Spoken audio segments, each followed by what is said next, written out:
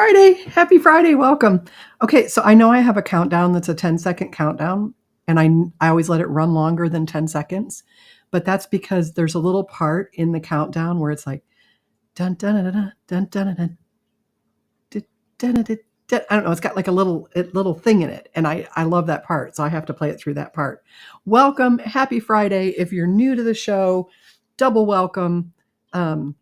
And triple welcome if you're not new to the show and you just keep showing up because you've got nothing better to do than to listen to me carry on. Such a busy day. So today I went to my surgery appointment and hello, Lady Be Good. Hello, Enlighten. I went to my surgery appointment and had to have some testing done. So I've got a bellyache tonight from that. And that drinking that barium is just so good on the belly. It's killing my stomach. I don't know why. But of course, I did the upper GI, failed it, which is why I'm having the surgery. And but it was, you know how it's like good to know this thing that to have it finally medically confirmed. So what a barium swallow in part does is it tells them if the contents of your stomach are coming back up into your throat. And she's like, "Oh yeah, that's coming right up there." And so that's the problems I've been having with my voice is when I'm laying down, if I don't sit up enough, and bathing my vocal cords in stomach acid. But we will soon have that fixed. Boy, that mic seems low. But anyway, so I did that today. But the really cool thing that I did today, hi Kay, do you guys get to the point in your life where you just can't hear anymore? Like, I don't know what travesties happened today or yesterday, but I can't hear it anymore. I can't do it. I can't. I'm gonna snap. I'm like, okay, I gotta find. I can't. And usually, Thursday's pretty heavy for me as far as research and thinking about things to talk to you guys about. But I'm noticing that my shows where we like do very little topical stuff, like current event stuff, and we cover kind of health stuff and then just hang out. Those shows do really well. I had some people message me and they were asking me, don't let me forget to tell you what I did today. So I had some people message me and they were asking me where the Police State movie went. So what I did was I showed the preview because normally I would not do that because of copyright issues and because out of respect for the people who made the show who deserve to be paid for making that movie. But on the thing where you bought the ticket, it said you didn't need to buy tickets for extra viewers. I'm like, okay, I'm going to do this just this one time and just ask for forgiveness instead of permission. And I noticed that Dinesh D'Souza has it up on his channel as a pay-per-view. And so I went ahead and took it down so that it can earn as much. I know other people have it posted for free. But I do want to see the people who worked so hard on that movie get paid. And so I took it down. It's still up, like my numbers still count for me. I just have it private so nobody can see it while they're still in the earnings phase of that. So once they come out of the earnings phase, if they do, then I'll bring it back up so that you guys can see it. But that just felt kind of icky to me as somebody who's done like interviews and stuff on YouTube and had random people from other channels that I don't know anything about take my videos that I did for other people's channels. So like you're Bob and I did an interview with you for your channel. You requested an interview. We worked out all the details. We did it. Then Susan over here that I don't know from Adam takes it, alters it, and puts it up in her channel as though it's her work. And that I was going after all of those for copyright strikes and getting them all taken down, but it was just taking up too much time. And I'm like, okay, I guess I don't know. I just feel like there's no respect for work product, especially when I very rarely turn down interviews. I'm like, just message me. I mean, I've got a website. Just message me and ask me. I'll do an interview with you. You don't have to steal my stuff. And I would prefer not to have the same interview up on 7 different channels, right? I would like it to be a little different everywhere. So anyway, I couldn't do it anymore, right? I couldn't do any more news things. I'm worried that this chat's going to go out and I'm not going to know it because it did it the other day and I didn't respond to your comments. And I thought, oh, they think I'm ignoring them. And I felt bad about it. Let me just get this here so I can see. And pause. Pause. All right, there we go. Chat. Okay, good. I'm caught up. So anyway, today, I've gotten sucked into. Have you guys seen these acrylic? And I would show you a video, but we're live on YouTube, so I can't. Have you seen? Hi, Lady Be Good. Have you guys seen these? It's called fluid art, and they do different things. But hi, Marie. But the one that I am fascinated with is the acrylic pour paints, right? So they'll take an acrylic pour paint and they'll put it on a canvas, and they'll just stack colors in a cup, and then they'll start pouring it over a vase, and it'll spiral down. It's freaking mesmerizing. I was up till 2 a.m. the other day, just totally like almost hypnotized, because they put this really relaxing music, and a lot of people don't talk through the video. So you're just listening to this music and just watching these beautiful paint swirls. And before you know it, it's freaking 2 a.m. and you've not gotten any sleep. And so I had Don watch him yesterday. I'm like, watch this. He's like, oh my gosh, that's so cool. So I have a creative spark in me. I'm by no means an artist, but I have to have an outlet for that. And usually it's about this time of year. So I think last year we made, hey, sweetheart, can you do me a favor? Will you bring me my Christmas gnome that's on the piano? Thank you, babe. Poor guy. He just got laid down. Those vids are really cool. They are really cool. Marie's seen them. They're addictive, and they do it with, what's the resin they use, babe? We'll wait till he gets in here. Anyway, they do it with some kind of, what is, the stuff that they pour counters with? What is that called? He's probably got to get clothes on, bless his heart. But anyway, the epoxy. So they do them with epoxy resin too, and I'm scared to do that. I'm a little scared of. Thank you, Marie. Epoxy. She's right. Those. I'm a little nervous to work with the epoxy. I don't know about the smell. Oh, Lady Be Good seen them too. Okay, are they addictive to watch? It's crazy. Like they blow the. This is basically the hobby that Hunter Biden is making all this money off of. And I'm doing it, but without the hookers and blow, which, I mean, I might be a lot better. Like if I had some blow, maybe I could really, really be good at it. Babe, where do we get blow? No. He says no. Drug-free house. Dang it, no blow for me. Countertops are amazing. Yes. And subsequently no hookers either. He says no hookers or blow. So last year, I think it was last year at Christmas, we made these. I did a video. I put out the instruction list and everything I put out the supply list that everybody would need. So this is just a sock from the dollar store. And I stuffed it with, feels like rice in this one. This is those little mop heads that you can buy. And so I glued that on. I took I think that's just a little piece of sock over maybe a button. I can't remember what I did with that. This is another sock, and I just tied a little pom-pom and this on them. And so I've got several of these that I made, and they're just freaking, isn't he cute? I have a whole family of them.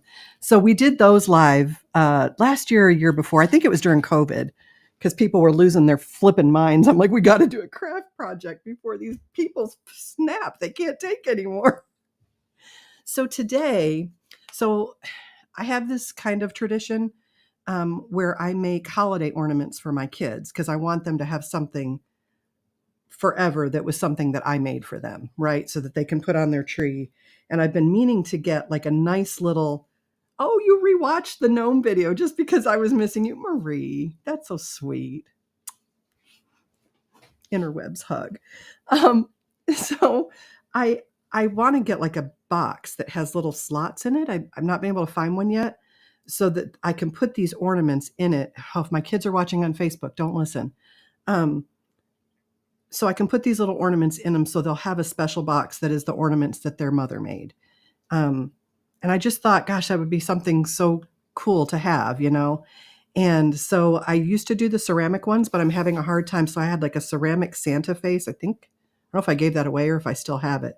But I do antiquing wax on it when I'm done painting it and everything, so they look old and antiqued, and they just turn out super, super pretty, but I've not been able to find them anymore.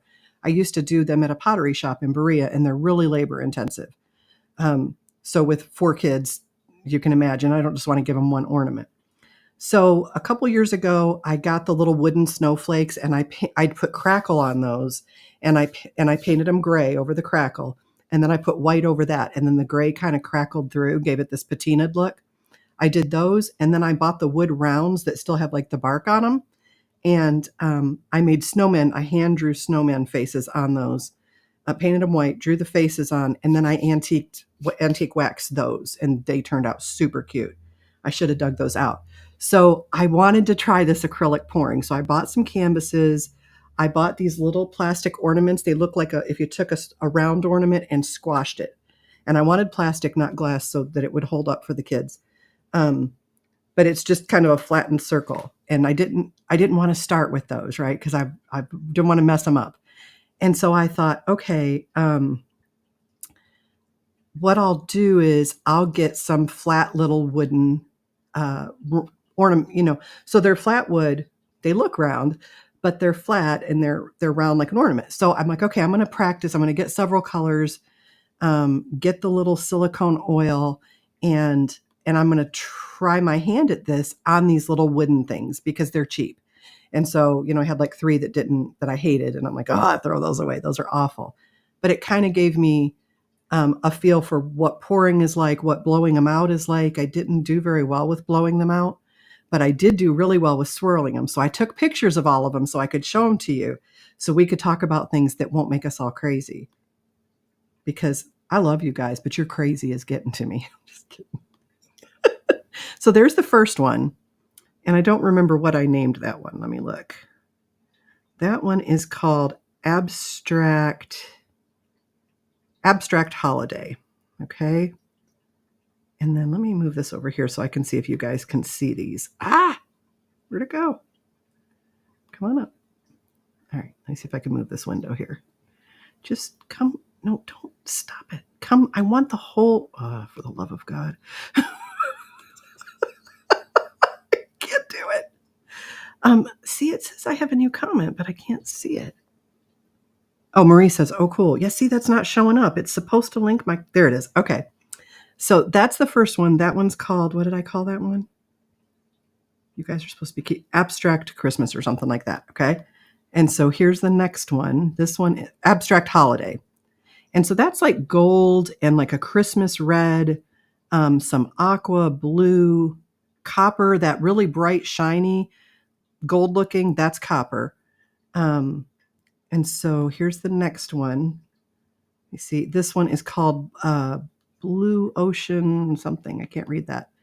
But that one turned out super pretty.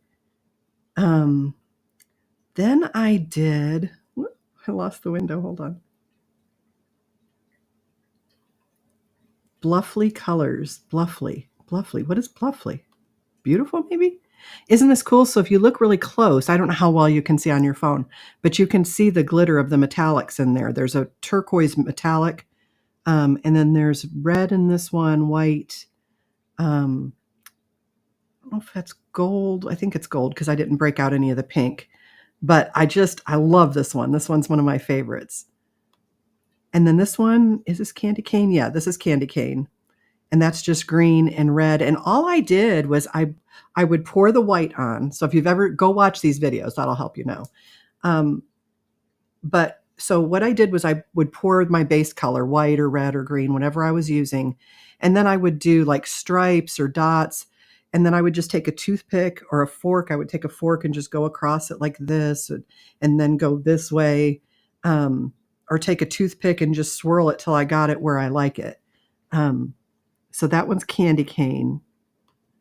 This one is Cool Ocean. And this one doesn't look real impressive in the picture, but in person, the golds and the reds and the blues are just incredible. I probably should have put that on a darker background. Lonely Colors, gotcha. This one is called Copper and, I'm guessing it's copper and turquoise something. But that copper is just so cool. I love that. And that one was super easy to do. And I was going to do one for you, but it's such a mess, and I kind of need an overhead camera to be able to do that. I used to do cooking videos, but I had a table that set back. I stood up behind it, had a screen, the whole thing. You can do the same, Marie says, basically on glass, like tall bottles. Right. And then put tiny lights in them. I wanted to try that, but I wanted to do some little things first in case I messed them up. But I'm going to do what you said, Marie. Um, I'm going to go to the dollar store and buy some glassware there. So if I mess it up, it's just $1. And what's it matter what the glassware costs? Because I'm going to cover it and make it super pretty. Salty Cuban cracker. Damn, I wish I was that skilled in any art stuff. Last time I did something to do with art, it was in kindergarten. And I was forbidden from doing anything with. The thing about this salty Cuban cracker is anybody can do it. So for this one, all I did was pour a big old puddle of the copper on there, right? And then Dollar Tree for the win for sure. Then I just picked up the ornament. I was covered in paint. I should have put gloves on. I just picked up the ornament and tilted it because when you put the other colors on, the acrylic only wants to go where acrylic already is. So you have to kind of float the paint. So you just put your base color on, whatever color you're using, and you can use whatever color you like. Now, I bought all this at Michael's. And then you kind of get it all over. And then I just put little dots in. So I just took the bottle and I put a dot where you see each one of those little aqua, whatever they are, right? And so I made little dots, and then I just took a toothpick and drug it through to kind of vein it to make it look like leaves. And then in the copper part, all I did was take a toothbrush or a toothpick and go swirl, swirl, swirl. I made like 18 of them in an hour. It was crazy. 12 maybe. I'm not sure how many are here. All right. But it's not hard. You could totally do it. Salty Cuban cracker, you just come on over and Don and I will make ornaments with you. If we can get Don to do it. Don's a perfectionist. He's like, if I had a paint mask, I'm like, babe, just embrace that it's not going to be perfect. And I've got a couple in here that aren't perfect, and I wanted to show you those because, you get the idea that I'm some crazy. And what's weird is these look round, but they're flat. Let me see if I've got one dry enough to pick up. Oh, let's do this one. That's the closest. I'm going to have it on my fingers. I know it. So this one, you can see how thin they are, and they're just wood on the back. What I did was, the little dosing cups that have the lids? So I put it with the open side of the lid up and set it on there to dry. But anyway, they're super thin, and they come in like a pack of 30. But what's weird is when you look at it in the picture, it looks round. It looks like a globe. Set that up there. I know my cats are going to get in that. Okay, so that's the copper one. This one is called Creme Brulee. And I just love this one. I love all the gold. I like how the red kind of mixed with the white and made this kind of creamy color. And it's just swirls like with a fork and a toothpick. You could totally do this. I'll try to get it set up to do some for the live stream next week when I've got a little bit more time and don't spend all day at the doctor. This one's called Earth Swirl. This is my very favorite one. That one is just, I love all of the gold. I don't know if that's gold or copper. I think that's copper. And red and white and that kind of metallic blue. That one's the bomb. And what's bad is, right? So my husband's like, well, what are you going to do with the other side? And I thought, crap, there is no way I can match that pattern. You're never going to be able to do it because it's random. And so I think what I'm going to do is just sand the paint off the other side and then just stain the backs once they're good and dry. But I'm going to spray the front so that the paint stays. But that one, the blue is so pretty. So I alternate my trees every year. So one year I do blue and silver and white. And then the next year I do red, green, and gold. And I like that this would work for either. But that one is just crazy pretty. It mimics blown glass. I know a glass blower guy. Yes. Okay. So our oldest son, Donnie, blows glass. And I've got some incredible pictures of Donnie's. We went over for Christmas one year for him. And what we did was I took my camera and I got down like in between him and the glass blowing table and took action shots, hundreds of pictures of him glass blowing. And then we framed them up. Don printed them and framed them up. And they're gorgeous. I'm going to have to show those pictures to you sometime. They were some of my best photographic work. Earth Swirl looks like a dragon wing. Oh, it does. It does. What a clever observation. I love that one. I could look at that one all day. She's right, isn't she? I may change the name of that. I don't know how to do it right here, but girl, I want to make 20 more that look just like that. I'm going to have to figure it out. At least, so I'd like to have color families, where I've got kind of the pearl ones that are softer and more pastel. So I'm thinking I'll do them in color families. So, whoever gets them is like, at least they have some that match. They're in the same family at least. This one's called Fire and Water, and I love it. You can see the smudges down there on the bottom. That's the paper that's underneath it, and I've got that little bad spot kind of on the left, but I'm embracing it. I like it. It's got a little bit of green in it, but that one, the more I look at, the more I like. This one's called Golden Christmas. And this one's actually prettier in person than it is in the picture. I had a hard time color correcting it to make it look like it actually looks. This is called Golden Floral, and I really like this one. I like that there's blue and copper. Right, that's it, Marie. Very well said. There is no mistake with these crafts. That's it. Salty Cuban cracker. There's no mistake. There were three that I threw away because they got really muddy looking because I mixed too much. But other than that, once you figured that out, then it was like, okay, well, don't do that again. Debbie likes them. Debbie, you made the gnomes with us, didn't you? That would be an interesting challenge. Try to get images on them, impressionistic ones, like Kay said. Maybe start with a dragon. Maybe you've got a better hand than I do. I'm not a good draw. I can't draw well. I can paint a little, like teenage level painting and not good, just basic painting. And I've done some paintings of like real things, but I'm much better at abstract. Isn't everybody, right? Because you just kind of have to get a theme. But it's cool because once you get it all on there and get it swirled, then you kind of stretch it. You turn the piece, left and right until you get the pattern setting on it the way you want. It's fun to do. How long does it take to try? How long do you have to work with it before it sets up? Okay, so I set them all out. It took me about, I don't know, 4 minutes, 5 minutes to do each one. And so what I did was I did a couple dirty pours. So a dirty pour, oh, you didn't make a gnome. A dirty pour is where you stack your colors in a cup. So, you've got your copper and your green and your white and your red and your electric blue or whatever, right? And you pour them all in there in differing amounts. And then these are so small, it's kind of hard to do that. But I got some tiny cups. And you just pour it on it. And you can do it in any little pattern. You can just do it in one spot and watch it spread out. So I would say it didn't take me more than 5 minutes to make each one. They're still drying. They're going to take at least 24 hours to set up, and then I'll get them sprayed on the front, and then I'll go ahead and sand the backs once that's dry and stain the backs. Marie says this technique would be cool on glass things that could be right. Marie, that's what we were talking about, like vases. And so what they do in the videos is they take a canvas and they lay it down and they put the vase like on a cup so that you can move the vase off the canvas, and they stack their colors in a cup or however they're going to do it. If you can do a clean pour where you just pour one color at a time. Just look for liquid acrylic art on YouTube. There's a ton of videos, so you can kind of see the techniques.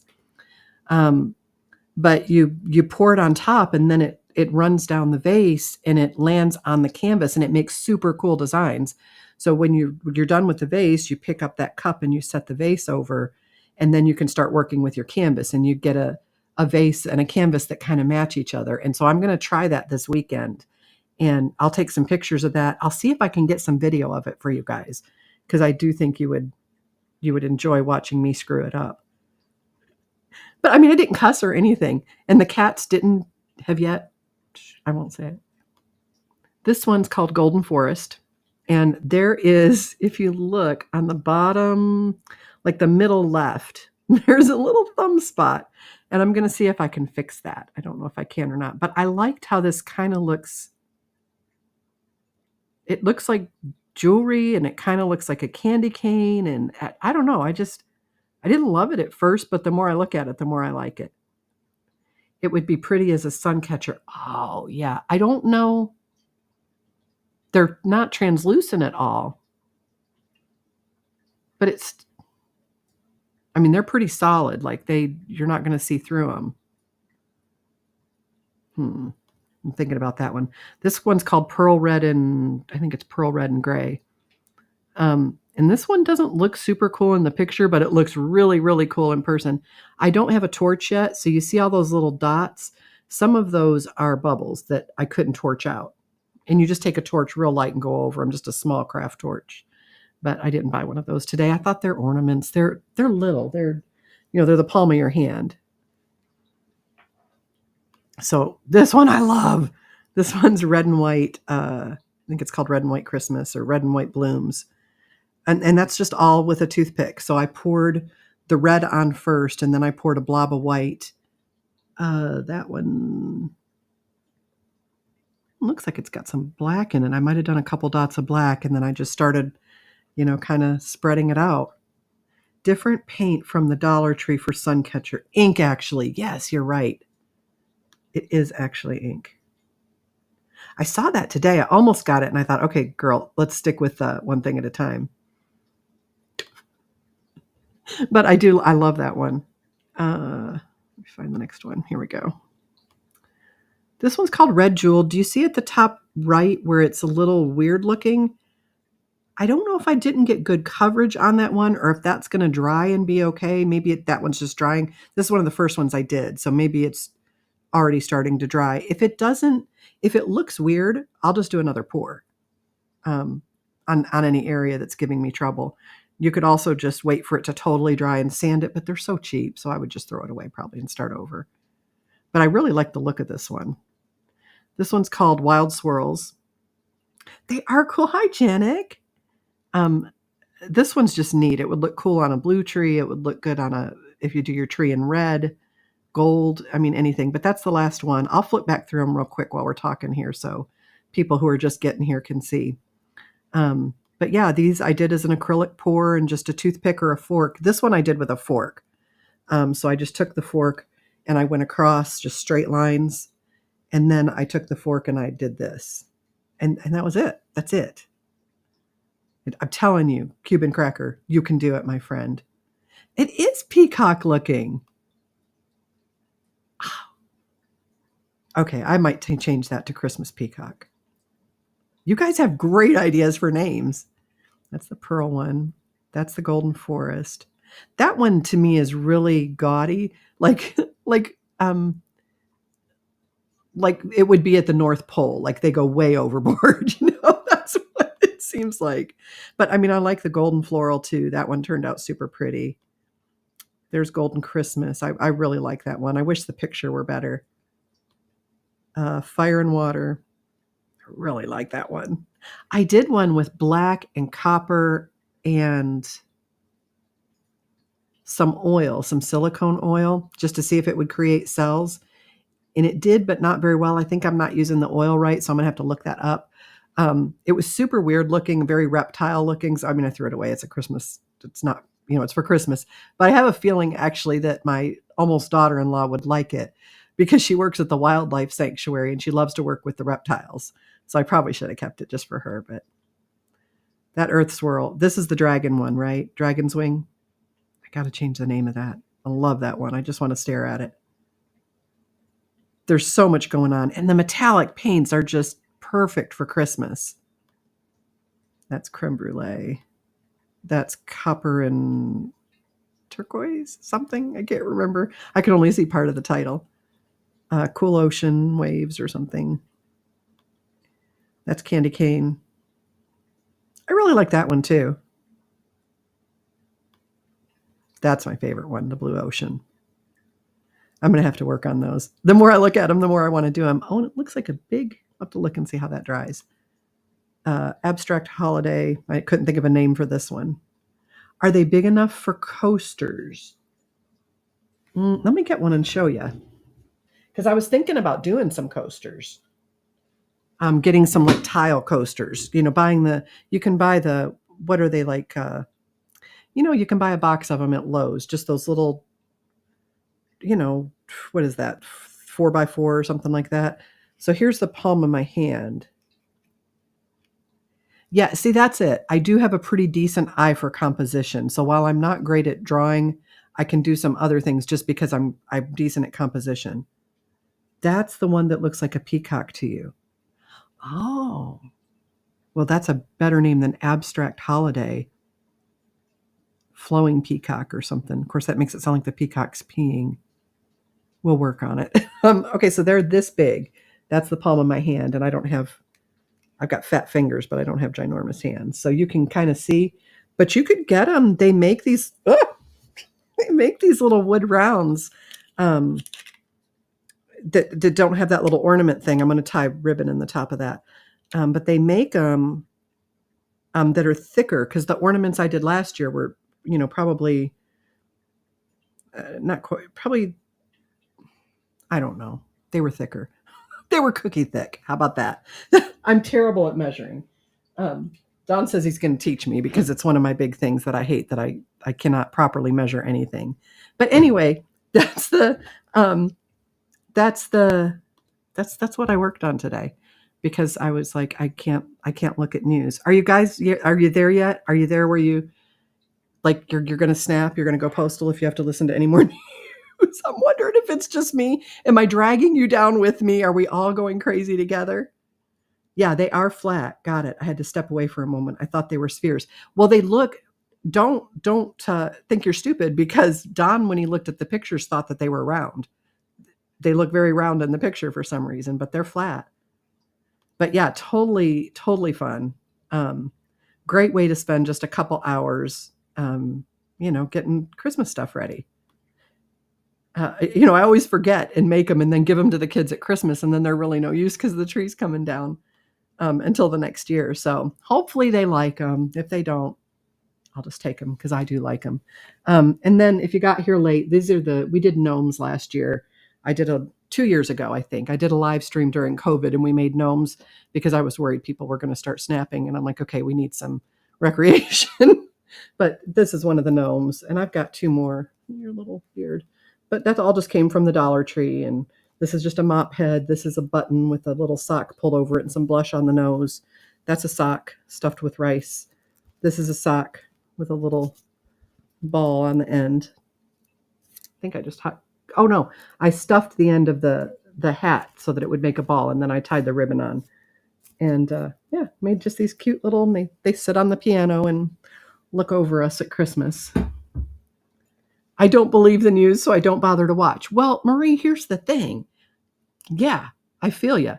But I watch a lot of alternative news, which, as I've been listening to Colonel McGregor a lot. I think he's a colonel. You guys know who I'm talking about? He's got, so I had somebody comment the other day that they didn't agree with my stance on Israel, and I needed to educate myself, which is true. There's a lot I don't know about that part of the world. Where that person went wrong was that they insulted my spirituality because of the comment I made. And I've not said anything crass and I'm like, look, I can debate with you on geopolitics, and I can agree that I need to do more research for sure. Because if you've not lived in a region, there's just so much you don't understand about the culture. And I don't know all the history and everything, but I would like people to stop killing each other. And but then she was like, I can't believe you, who had an NDE and saw the world and life from the aspect of eternal love. And I'm like, okay, no, stop. You don't get to do that. You don't get to insult my spiritual walk. You don't know me. It looks like she said she'd followed me for a while, but I'm like, well, if you followed me for a while, then you've heard everything I've had to say about Israel and Palestine. And she acted like I didn't care that people in Palestine were being killed. And I absolutely care that they're being killed. And I've said that I just want people to not die. I don't want, now you've got Turkey saying that they're going to get involved. You guys, Turkey, that's a flippin' nightmare. The Turks are warriors of old, okay? You do not want the Turks involved in this. Erdogan already has basically gone into the temple and declared himself God, which is why I made months and months and months ago, maybe a year ago, I put it out there. Maybe Erdogan is the Antichrist because he set himself up in the, um, what is the Hagia Sophia or something? What is that temple over there that's supposed to be? It always in the past has been for every religion. And he made it just a mosque. And then he went in there and basically declared himself God. Um, on his birthday, he had himself holographically projected over the people. And there's some kind of way that they speak of him, like a reverent way that they speak of him, that's generally only used for God. And so Erdogan really makes me nervous. He's the, I guess, the president over Turkey. Then you've got, now Yemen is involved. You've got Iran involved via Syria. Now there's some question, does Iran have a nuclear weapon? And I'm like, no, not the Dome of the Rock. I'm like, let's just keep rocking this boat until we sort out who's got a nuclear weapon by getting hit with one. How about not? How about not? It's just, at least Turkey has the border closed. Well, it's not so much about the border being closed. It's that Turkey wants the Jews dead. I mean, Erdogan has said that. Plus, he wants us dead too, which he's also said. So I see so much stuff, even on the alternative media. Like they had this big gathering in Turkey. It was for some holiday that they celebrate. I don't remember what it was. It wasn't All Saints. I can't remember. And so there was a pro Hamas or pro Palestine somebody that put up the video, and they were saying that, oh, this isn't a anti-Israel or anti-American rally. This is their normal holiday celebration. Okay, well, you can say that, but did you actually listen to what Erdogan said? Erdogan said, America, go ahead and get involved and F around and find out because we'll come after you. Do you want the crescent against the cross?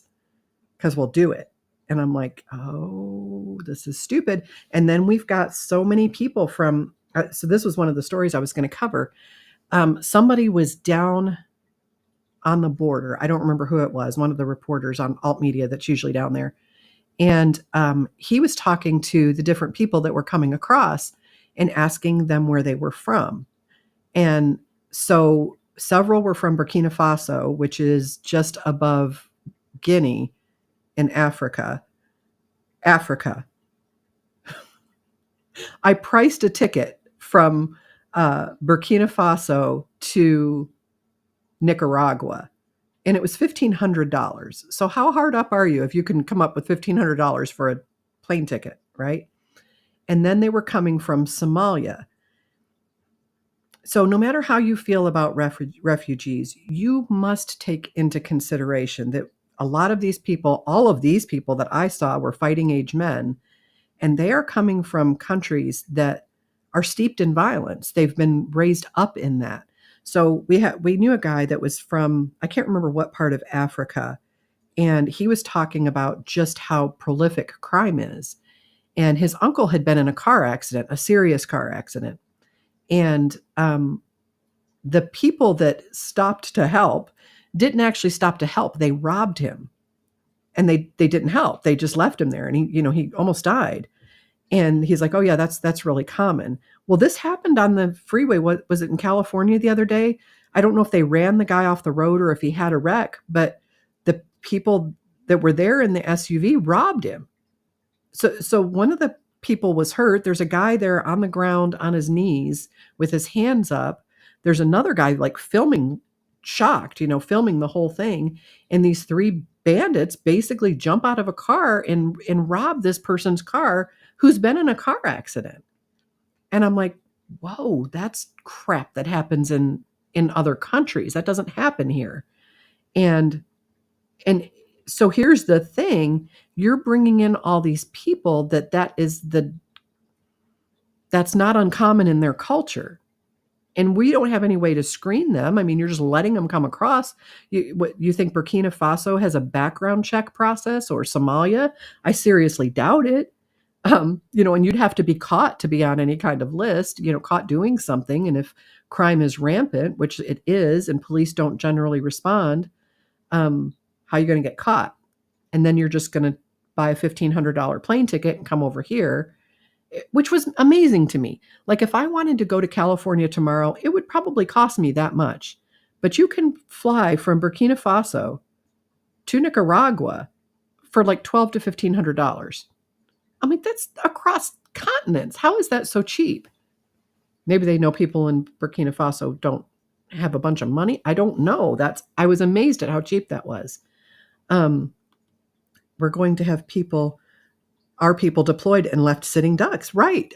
Look, when they pulled out of Afghanistan, Biden didn't care anything about getting our own people out or getting people out that had been working with our people. They took all kinds of people that just lived there that weren't involved. And I'm like, you think they're going to get our military men out if this happens again? I don't have confidence in that.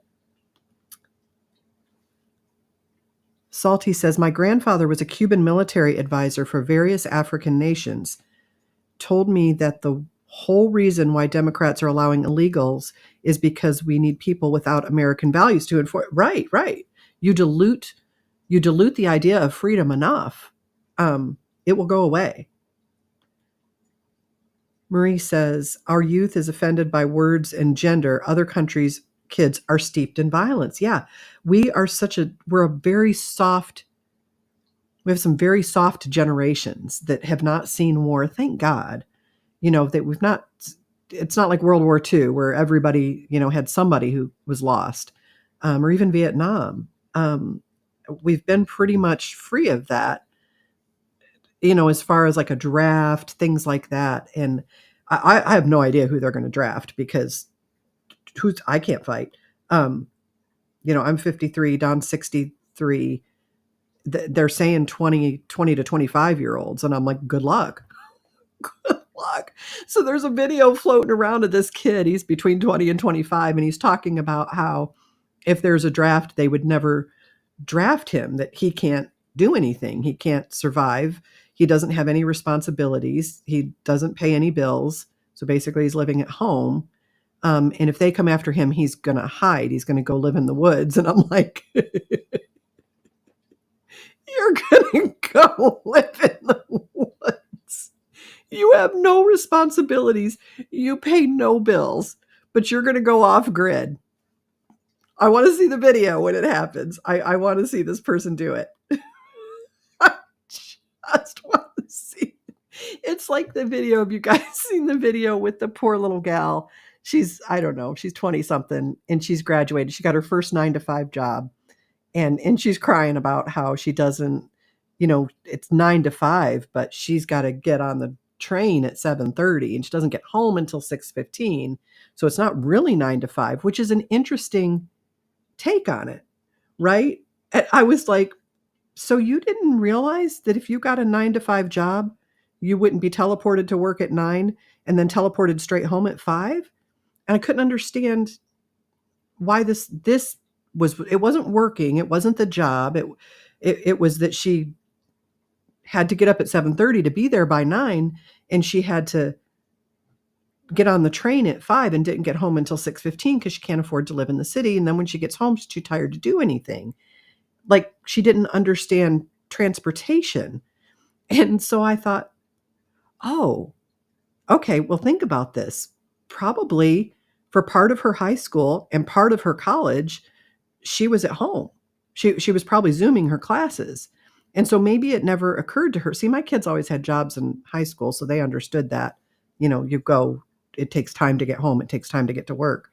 But, I feel kind of bad for her because she's fallen for this lie that it's so great to be young and female and single and working and have no responsibilities to husband or family. And she's bought into it, that this is going to be so great. And I'm like, no, it's not. This is what feminism has done. Feminism has sold women this lie that it's so much more fulfilling and so much better to go to work and then come home and do all the crap you'd have to do anyway if you weren't working on top of it. And women bought into it. And now they're like, oh my gosh, I don't have I'm like, sweetie, first you were supposed to meet a husband in college. College is the great husband or great wife hunt. You totally missed it. But I guess if you're Zooming, how are you going to do that, right? Um, Pretty girl, and she was emotional. She's like, I know I'm really emotional, but I'm getting my period. And I'm like, oh, I don't know. She seemed like a sweet girl to me, that believed the lie. And, uh, you know, and now she's shocked. And I can't say I blame her. Like, she's right. I was a single mom, right? And I worked 4 12s a week, and I had to commute. So if I had to be to work at 7, I left home at 5:45. So I had left at dark. I got home at dark 4 days a week.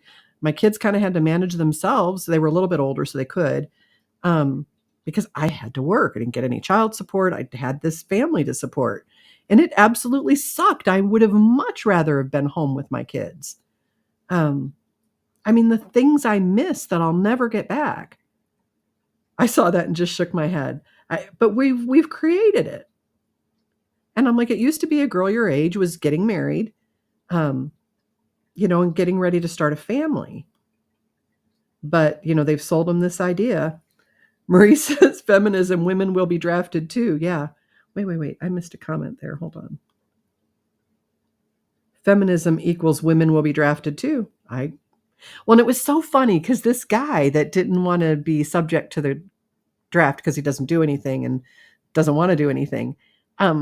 He's like, could you see me with a gun? Could you see me fighting? I'm not going to be able to do that. And I'm like, oh gosh, love your heart. You can't think past your nose.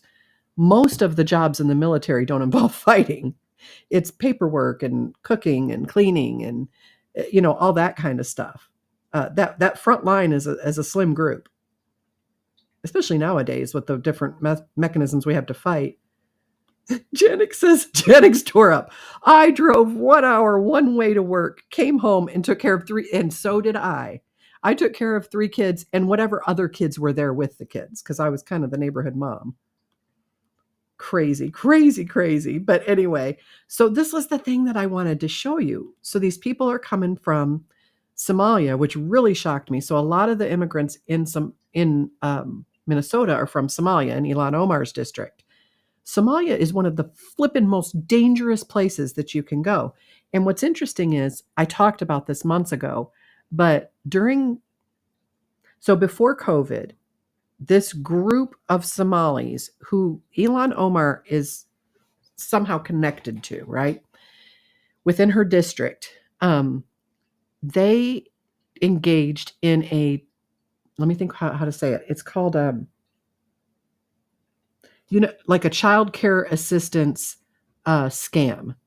And so they were pretending, I don't know, to have a daycare and have these kids, and they were getting this child care assistance. They got caught, they got in trouble, they didn't get deported, right? So during COVID, the same group of people decided to scam COVID programs. So they pretended that they were at this building making breakfasts and lunches for kids who were home during the school day. And so they were getting money through the school lunch program. Well, the feds got wind of it somehow, and they started watching them, and they found that no one was really going in. Nobody was coming out carrying lunches, and they caught him. And it was like over $1 million that they scammed from the COVID thing. And these were people that are connected to Elon Omar. And I'm like, well, that's no shock because Elon Omar, married her brother, has done other very, questionable legal things, has got her husband basically on her campaign payroll.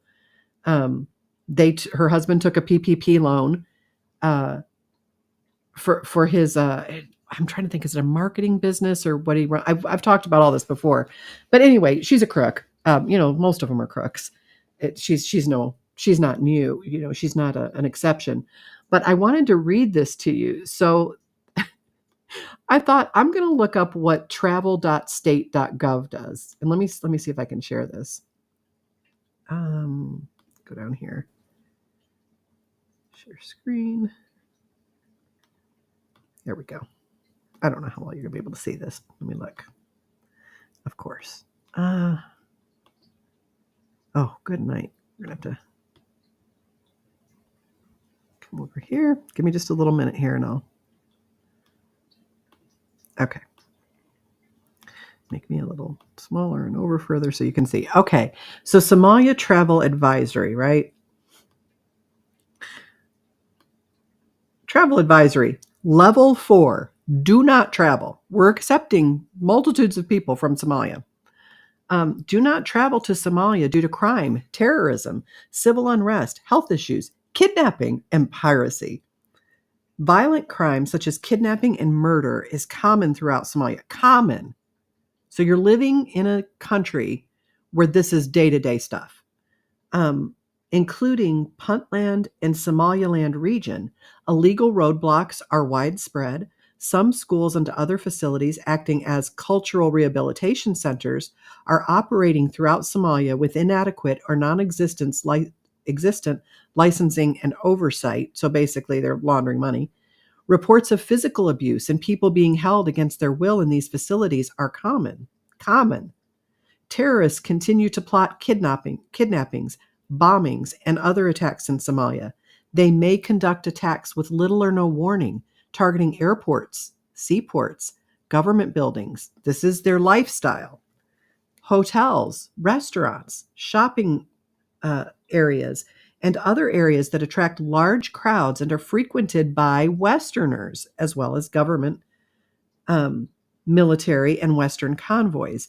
Methods of attack can include car bombs, suicide bombers, individual attackers, mortar fire, among others. While some areas have experienced less severe terrorist activity, such as the Somaliland region, where there have been no major terrorist attacks since 2008, terrorist attacks involving the indiscriminate use of explosive devices and other weapons can take place anywhere in Somalia at any time without warning. The U.S. Embassy heavily restricts the movement of its employees in Mogadishu based on the critical threat environment. Civil unrest occurs throughout Somalia and can be violent. Medical facilities have limited capacity and are often non-existent in rural areas. Pirates are active in the waters off the Horn of Africa, especially in the international waters near Somalia. The U.S. government has extremely limited ability to provide emergency services to U.S. citizens in Somalia due to the lack of permanent consular presence in Somalia, including Somaliland. Due to the risk to civil aviation operating within or in the vicinity of Somalia, the Federal Aviation Administration has issued a special federal aviation regulation. If you decide to go, why you would decide to go at this point, I don't know. You're just a little crazy because you haven't been making any ornaments, relaxing. Review your personal security plan. Avoid sailing near the coast of Somalia. Draft a will.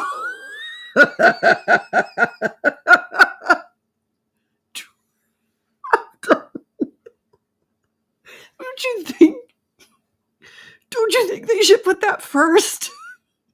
If you're thinking about going to Somalia, go ahead and draft your will. Designate appropriate insurance beneficiaries and power of attorney, because if they grab you, you're screwed. Discuss a plan with loved ones regarding the care and custody of your children, pets, property, belongings, liquid assets, and your funeral wishes. Make sure your funeral is planned before you go to.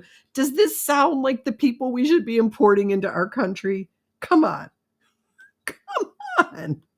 What the hell? It's so laughable. And for them to be like, oh, it's fine. We had 500,000 gotaways that we know of, that we saw on camera. Gotta be freaking kidding me. And I think, do people just, am I the only one sharing this information? Like, I've not heard it anywhere else. I've not heard of anyone talking about what the travel conditions are in these countries. Yeah, tie up, kiss your ass goodbye when you get on the plane. Make sure you've got a POA. Make sure you have someone to take care. Like, this is your last flight before you get on this plane. God forbid you get on a boat because you're going to get got by pirates. What the hell? Okay, so Somalia is worse than Burkina Faso, but Burkina Faso is not good either. And that's sad to me because I love Burkina Faso. Let me see if that's the one that's coming up. No, let me share this tab instead. There we go. Okay, so let's look at Burkina Faso. So you're importing people that this is their culture. I mean, that their culture includes other things too. But it's so dangerous, you should plan your funeral before you go. And don't expect the government to help you. You're screwed. If you get kidnapped, if the pirates take you hostage, steal all your booty, screw your booty, whatever they do, you're in trouble, okay? I mean, and I don't think I'm being racist. This is crazy. I mean, I just think it's like we don't we don't go to prisons in other countries and say, "Hey, could we import some?" I mean, that's happening, but um, we're not going there to get them. Their countries are emptying their prisons here, but we don't go to prisons in other countries and say, "Who's on death row?" Like, who's your most vile? Have you got anybody like who ripped somebody's Adam's apple out with their teeth? Could you send them over? We're going to open the gates. Just send them on through. Plan your funeral, friends. So Burkina Faso.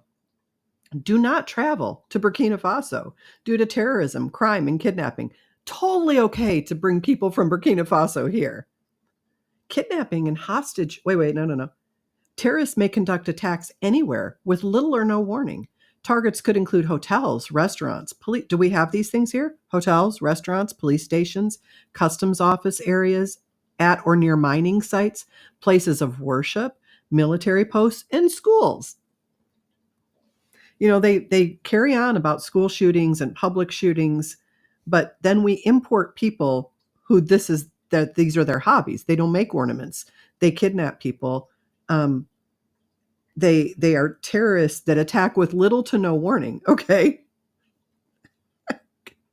Like maybe we should be importing doctors and things like this. Kidnapping and hostage taking is a threat throughout the country. On May 10th, 2019, a hostage rescue operation freed 4 international hostages that had been kidnapped in Burkina Faso and neighboring Benin. So there's like Burkina Faso, Guinea, Togo, and then I think Benin. And they're all kind of on the bottom of that curve of like by the Ivory Coast. The government of Burkina Faso has maintained a state of emergency in the entire East and Sahel regions, the provinces of Kosi and Suru. I know I'm not saying these right. I don't even know what that is, the province of Kenadaugao. Anyway, there's a bunch of places that there's a state of emergency. Why? Because it's so effing dangerous.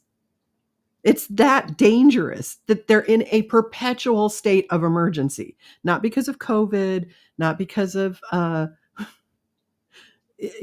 of the genocide they say is happening here on different groups, because they're kidnappers and hostage takers and terrorists who target places with civilians in churches, in schools, in military posts. It's so bad they're under a continual state of emergency, and our own government says, don't go there. Don't go there. Don't go there. The U.S. government is unable to provide emergency assistance. So, if something happens to you, you're basically screwed. The U.S. Embassy prohibits U.S. government personnel from personal travel to Karpala, whatever that other place is, Rayango, neighborhoods of that really super big word, due to the potential for security operations. Family members under the age of 21 cannot accompany U.S. government employees who work in Burkina Faso. If you are a government employee working in Burkina Faso, they will not allow you to take your family with you. You can't take them. It's that dangerous. They're like, it's bad enough you're going to get dead. We don't want to be responsible for your whole family that gets dead. And if they get dead, who's going to watch your kids? Because, you were supposed to take care of that before you left. If you decide to go, have evacuation plans that do not rely on the U.S. government assistance. But when they come here, we'll let them on in and we'll give them all kinds of government assistance. You ain't going to get shit for help if something happens to you over there. But if they come here, we'll absolutely take care of them. Take steps to mitigate the risk of becoming a victim of violence, including limiting trips to locations frequented by Westerners, where you find other people that are like you, that are your same race, your same country of origin in Burkina Faso. Don't go be next to them. Don't go with the expats. Don't do it. Because they know where you are and they're going to kill you. Do not physically resist any robbery attempt.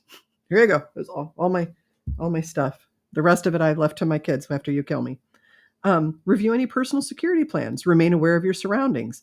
Enroll in the Smart Traveler Enrollment Plan to receive alerts to make it easier to locate you in an emergency. Why? The government's not coming to help you. They'll help everyone else, but if you get trapped by pirates in Somalia or by terrorists in Burkina Faso, you can just F right off because they're not coming to help you. Prepare a contingency plan for emergency situations. At least they didn't tell you to prepare your will. I just can't. What the hell? Prepare your will?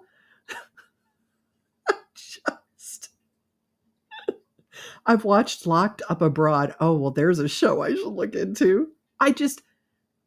So see, Marie kind of knew this. This was not shocking information for Marie. I was blown away. Janik says, what's even crazier is with these dangerous people coming here, we're not going to be able to visit cities within the U.S. soon, right? They're going to be like, if you want to go to Minnesota or Michigan, make sure that you have your will in order, that you've made arrangements for who's going to take care of your kids. Don't resist any kind of robbery. I mean, it's just crazy. This is so hard to roll. I wish I could. Can you go one at? You can't go one at a time. Like the girl that walked across Muslim country to prove they're peaceful. Oh, she didn't make it. Love her heart. You know, sometimes it's just God thinning the herd of stupid people. And I'm not saying God is actively killing them, but like when I lived in Richmond, I went to school at Eastern Kentucky University, and there was this one street there's this one place on campus that's right across from the commuter parking lot. And they would want you to go down to not jaywalk. They want you to go down to the traffic light. So many college students got hit by cars that they had to put a bridge over the road. I'm like, okay, look. If you are college age and you're too stupid to cross a street, you're so stupid that they have to build a bridge over the road because you cannot safely navigate across a street at college age. You're not going to make it anyway. You know, just don't build the bridge. Yes, it's sad. They're going to get plowed. But I mean, at some point they were going to dive off a bridge head first. They were going to drunk drive. They were going to do, shoot fireworks off in their hands. They're drooling. They're licking windows. There's no hope for them. You know, maybe this is the compassionate way out. When my grandfather was in the Ethiopian-Somali War in 1977, oh my gosh, the Ethiopians did not want to get into the combat trenches. They considered rotten fish as a delicacy. My grandfather was veteran and still shock. Let me see if the rest of that's down here. Buy them a bus ticket for a town near you. Exactly. Well, and what's happening in Chicago, in New York, in New Jersey, in Detroit, in Washington, D.C., all these mayors are totally freaking out because they're like, well, we don't know what to do with all these people. You got to do something about that border. But boy, they didn't have a bit of sympathy for Texas or California or Arizona. Screw them, because it wasn't my problem in New York or wherever you are.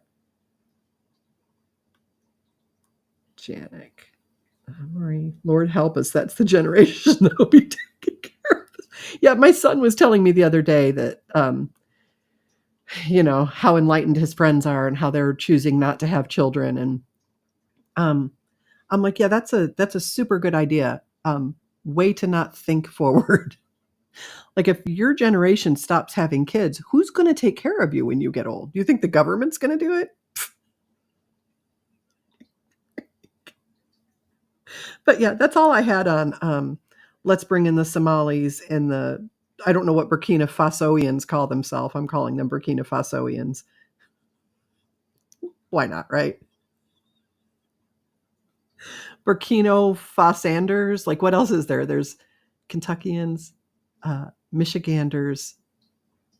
What are people from Wisconsin called? Are they Wisconsinites? Minnesotans? I was trying to think of what, like, Montanans? Are people from Montana Montanans? Montanites? I don't know. I don't know what you guys call yourselves. Okay. So this is the next one. You guys are going to love this. Cheeseheads? No. Like it's cheese. I love you guys so much. No, I think that's like the pet name, nickname, but like there's something like if you're from Michigan, you're called a Michigander. If you're from Kentucky, you're a Kentuckian. If you're from Louisiana, you're Louisianans. These are the states I've lived in. Missourians.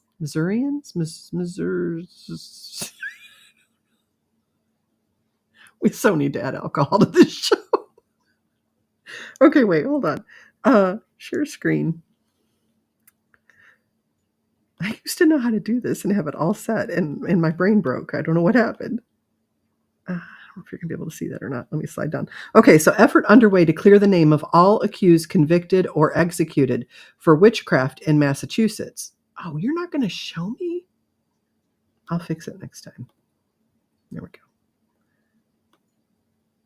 Okay, so I saw this initially, and I thought, this is stupid. This is ridiculous.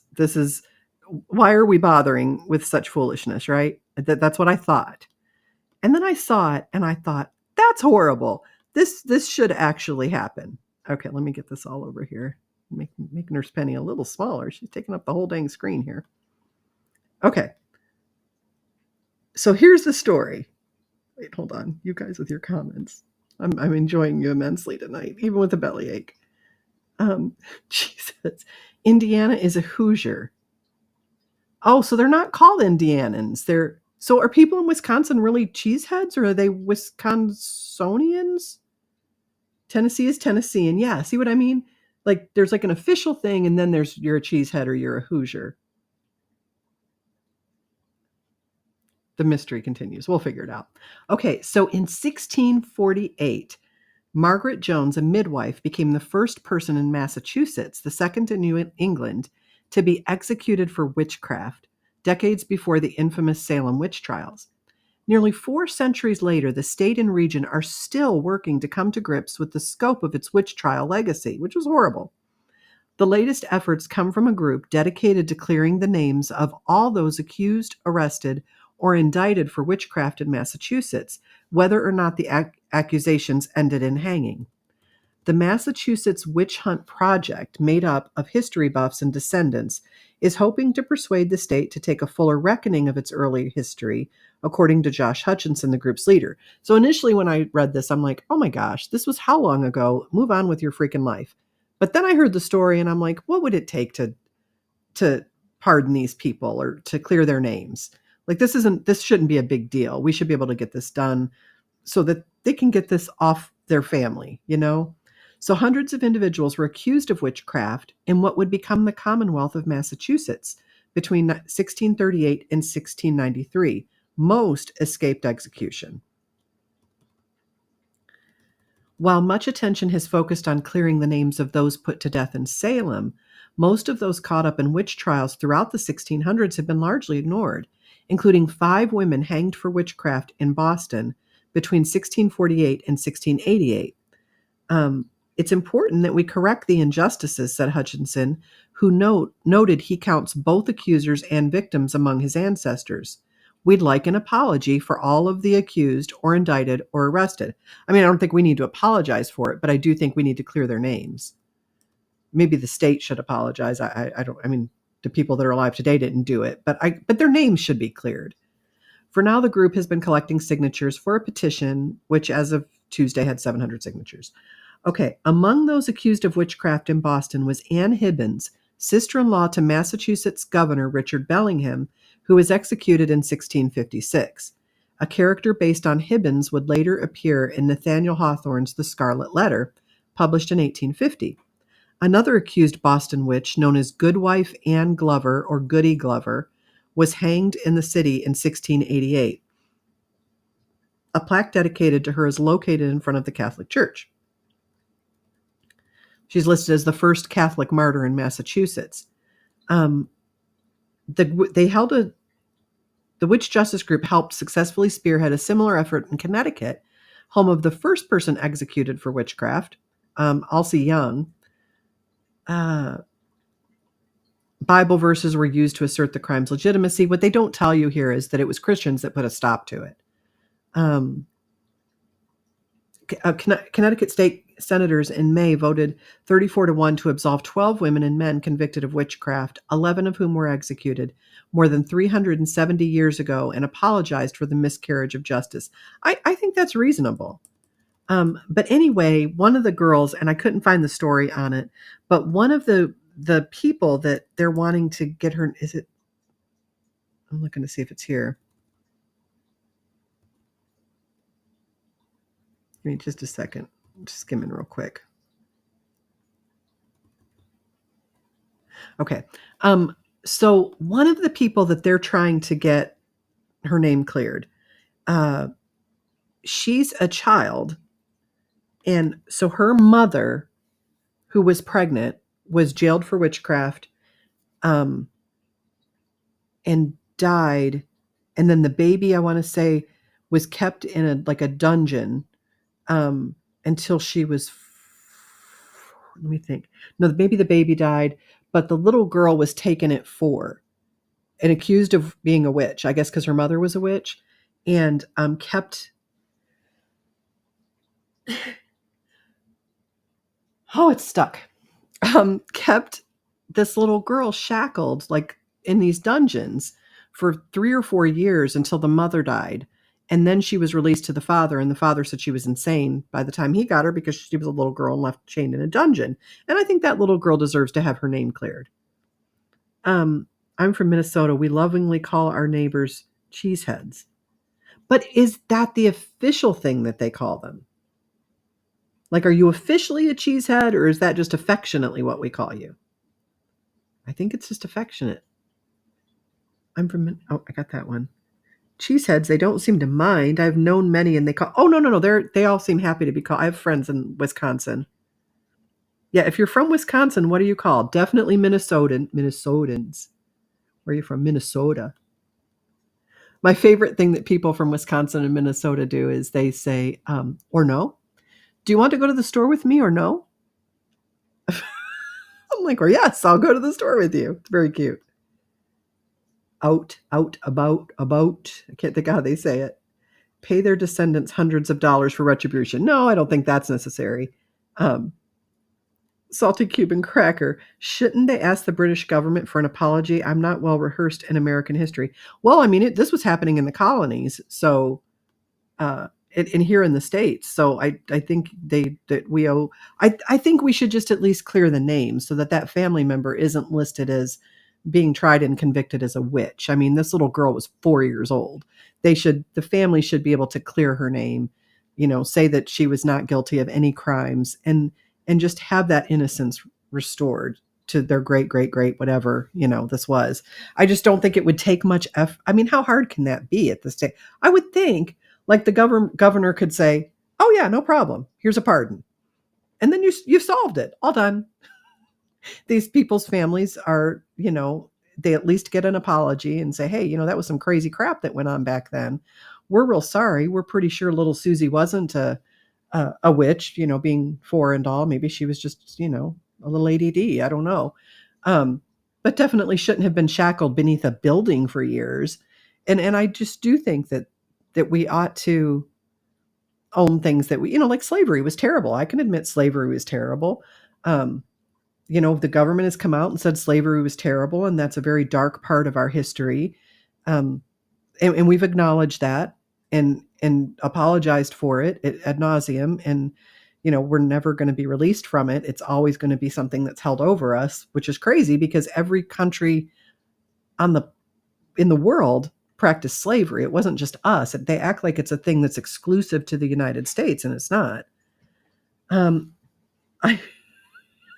I love you guys are Googling this stuff. Lady Be Good says, I Googled what people are officially called in each of their states, and this is the first hit. And the answer is cheesehead. There's no Wisconaganders, Wiscongonians. They can't officially be cheeseheads. I was kidding about retributions and should have said so. I figured you were kidding. Knowing you, I figured you were kidding. Isn't that great though? I'm like, okay, let's do it. I think it's been long enough. I think it's time to clear the witches. I think it's time to say, okay, you were right. We were wrong. You weren't a witch. Some Christians totally lost their heads and went crazy and persecuted you, set you on fire, hung you. I think you're due an apology. I mean, don't you? I think it's time that we said to those families, we're sorry. That was terrible. We didn't do it, but the people who did behaved terribly. And, that's just got to be awful knowing that happened to one of your ancestors. And we just want you to know we're sorry and we've cleared their name. That's it. That's all you'd have to do. Problem solved. I just don't understand it. But anyway, so that's that. The other thing I wanted to talk about was there was this lady, and she was going off on Rumble, and I could not find the video. It makes me crazy. I probably saw it like in somebody else's podcast, but I couldn't find the video by itself, and I couldn't remember what podcast I saw it in. Shame on me for not writing it down. But there was this woman, and she's all enlightened, and she's going on about how children should not be allowed to dress as police for Halloween. And then there's other videos where people are like, appropriating someone else's culture is wrong. Okay. Here's my problem with this. So it is less offensive culturally in our society for a child to dress as a murderous serial killer, Friday the 13th, what is that, Jason? Or to dress like Freddy or any other, prolific movie serial killer. That's okay. A 3-year-old could do that. Totally fine. But by God, don't you dress as a Native American because that crap's offensive. How dare you? I mean, I got these kids coming up to the porch that, have got blood dripping down their faces. They got fangs on. I mean, they're terrifying looking. They scare the little kids. And then these are kids like in 5th grade. And I'm like, oh, that's so cute. You in the little native Pocahontas costume, you're a monster. But come on, serial killer, let's give you some. What is wrong with this country? What is wrong with this country? We had a South Korean exchange student, right? And her mother sent a Chinese New Year dress for my daughter and did not consider that as a gift, did not consider that cultural appropriation. That was fine. She was honored that my daughter would dress in that dress. It wasn't a costume, in their dress for that holiday. And I mean, sent me the whole thing for my daughter, found out her size and everything. And what gets me is there are these people that are so woke and they're offended on behalf of other people who aren't offended. Like I told you about this run-in that I had. I was telling the story of my dad used to tell us when we were kids in the 70s that my mother was an Indian squaw and he fell in love with her and he traded 12 white horses and a toaster for her. Well, she was offended by my use of the word squaw. So I have a friend that's Native American and I reached out to her and I said, hey, Nicole, here's what I said. Is that offensive? And she's like, no, that is historically the correct use of the word. That is the context where you would use the word squaw. Now, if you walk up to a Native American woman and say, hey, squaw, get in my car, that crap's offensive, of course. But what was so funny is here's this white girl being all offended for Native Americans, and Native Americans aren't offended by this. Like, you're making it up. It's like Latinx. We have to call people from South America Latinx. They don't want to be called Latinx. Who decided that? A bunch of white people who are offended for everybody because they got nothing else to do, I guess. Because they're living at home. They don't pay any bills. They don't have any responsibilities, and they're not going to be drafted, and they're going to go off the grid if they give me a break, right? That's where we are with that. But I just thought that was interesting, that it's totally fine for a child to dress like a murderous maniac. But, you can't dress like Pocahontas. You can't. It's just, I'm so over. Are you guys over it? Like, are you just numb to it anymore? I got called a racist a couple of years ago because on Facebook by this person who on her own page was wishing Trump dead. He had COVID at the time. But she attacked me and said I was racist because Biden was lifting, I think it was Biden, I think that, or they were talking about lifting the ban on Middle Eastern countries traveling. Well, I thought that was because of COVID. I didn't realize it was the Muslim ban or whatever. And I'm like, okay, well, I didn't realize that there was a ban for that. I thought we were talking about a ban for COVID. So screw you. I'm not a racist. I just had a misunderstanding. And second of all, who are you to talk? You're wishing a person dead on your page. It was just so funny. So like I posted screenshots from her page. I'm like, really? Does this?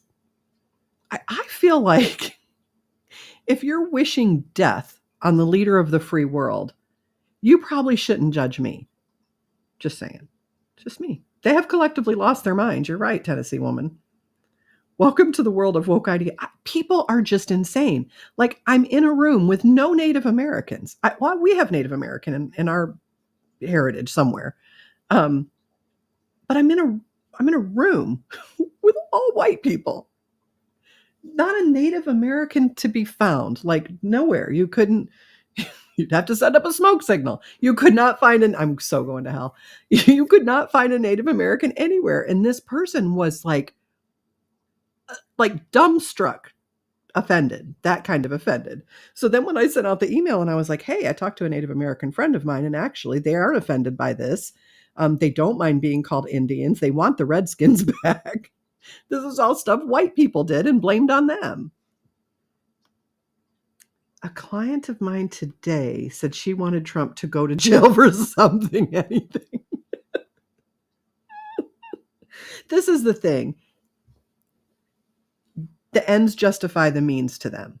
There is a group of people that the ends justify the means. It doesn't matter this is why you can't convince them they're wrong. You can't convince them Trump hasn't done the things he's being accused of. You can't convince them because all they have in mind are the ends, and they are hell-bent on stopping him. And I'm not saying whether he should be stopped or not, but I'm saying you don't get to make up crimes. But to them, that's okay. It's okay to make up crimes. It's okay to frame him because it's Trump. And he has to be stopped by any means necessary. They've said that. He has to be stopped by any means necessary. Doesn't matter if he's done anything. He needs to go to jail for something, anything, whether it's illegal or not. Okay, I don't want to live in that world. Whether you like Trump or not, I don't want to live in that world. I don't want to live in a world where, because one side has decided that they don't ever want the other side to be president, they will just prosecute and prosecute and prosecute and prosecute everyone that person knows or has ever dealt with, until it becomes so painful to be associated with this person. It becomes so expensive to legally represent them because you're now going to be brought up on RICO charges for just providing a legal counsel to somebody. I don't want to live in that world. I don't like Biden, but I don't want him brought up on trumped up charges. I don't want him thrown in jail for something, anything. I want him thrown in jail if we can prove that he committed crimes, which it looks like we're going to be able to do. And that just doesn't matter at all. So it's not about the crime. It's not that they don't trust him, because Biden is not trustworthy. Biden has committed crimes, and that doesn't matter. It's just derangement. Getting called racist or white supremacist by a blue-haired leftist is considered a Medal of Honor. It'd be super cool. Like I went to kindergarten in 1975. It would be super cool. Is that right? Maybe I went in 74. I think I started school early. It would be super cool if the people who are just judging the crap out of everybody else and, you're a racist. Don't, when you want to be a racist too, be a pepper, drink Dr. Pepper. Do you guys remember that? It would be great if those people had like little stars, like our kindergarten teacher, when we were good, would put a little star on our forehead, and they could put a little star on our foreheads, and we'd be like the Starbelly Sneetches from Dr. Seuss, except for the stars would be on our foreheads. And then we could just relish in the fact that we earned a star that day. They'd be so upset that we were proudly wearing our stars around. Look at that person. Freaking bigot. I saw a bumper, like a vinyl on the back window of a car today that said, just a mom trying not to raise bigots. I'm like, doesn't that go without saying? Like, isn't every mom trying to do that? Or no, if you voted for Trump, you're trying to raise bigots. Really? That's what you think's going on in the homes of mothers and fathers. And I'm like, I wanted to put just a mom virtue signaling. I wanted to like have Don print me out a vinyl and just follow this person around, wait till she gets out of her car, alcohol her back window, rub it off. Just a mom virtue signaling. Because it'd probably take her a while to find it. And I would put it right before the just a mom trying not to raise bigots and put it right before. Wouldn't that be funny? I need to carry some little vinyl adhesive things that you could just peel off. I don't want to damage your vehicle. Just want to point out the just a mom trying not to raise serial killers. Oh my gosh, you're so incredible. Look at you trying not to raise serial killers. Wow. Like I saw a commercial last night. I had to wake Dawn up. I saw a commercial last night, and it's this mom. She's sitting at a dinner table, right? And she has made Morningstar chicken nuggets, which are basically chemical patties. She's made Morningstar chicken nuggets for her kids. One of the kids are like 7 and 8. The little boy has a VR headset on at the dinner table. The little girl is on a tablet, never looks up at the dinner table. And the mom says how she is like being such a great mom because she's giving her kids vegan chicken nuggets. I'm like, you're giving your kids chemical patties while letting them be absorbed in screens at the dinner table. No. I'm sorry. I'm going to need your Mother of the Year sash, your coffee mug, your crown, your little card, whatever else you were given in error. We're going to need to come and revoke those because no, you're doing about as well as the just a mom trying not to raise bigots. It was that ridiculous. Salty Cuban Cracker says, I used to have a teacher that was extremely anti-Trump, and I remember when a classmate told him that he was a feminazi, and he's so angry at us. We told him that we were Trump supporters, and he hated us. You moron, what'd you do that for? You bigot. How could you say that out loud? That's crazy. A feminazi. I've not heard that word, but I love that. He's a feminazi. He's a feminazi. What is that? My son did this.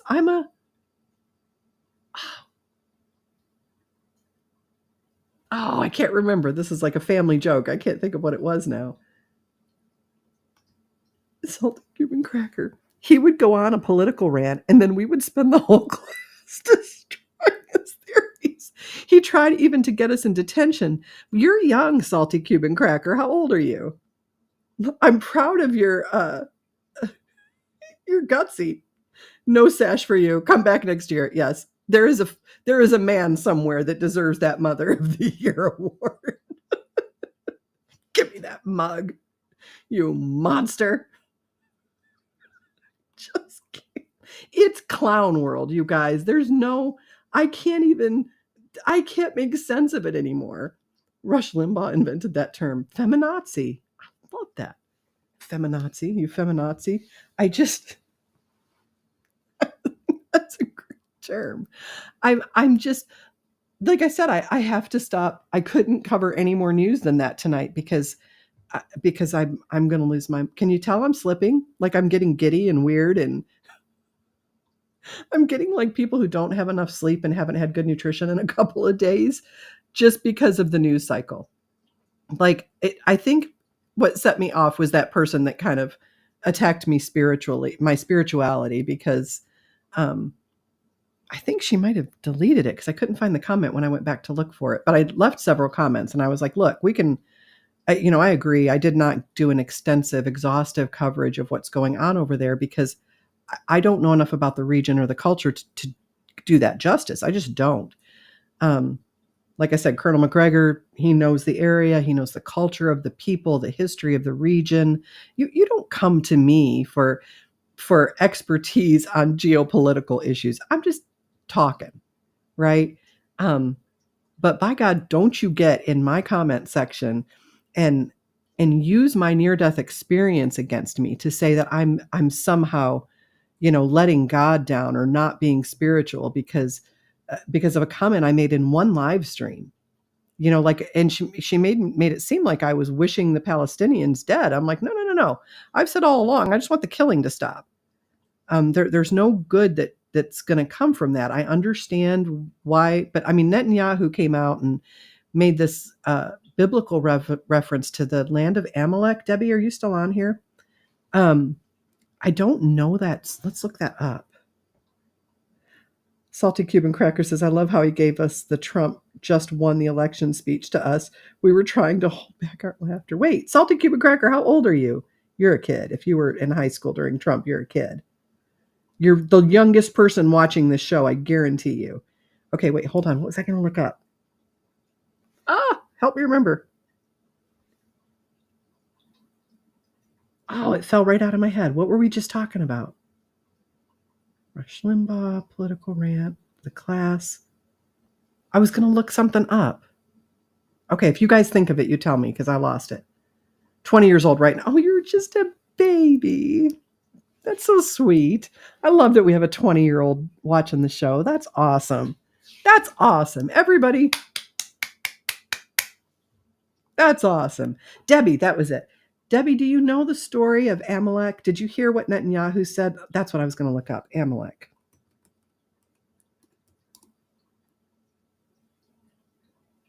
Oh my gosh. Okay, you guys, this is freaking fascinating. Hold on. I want to go to a.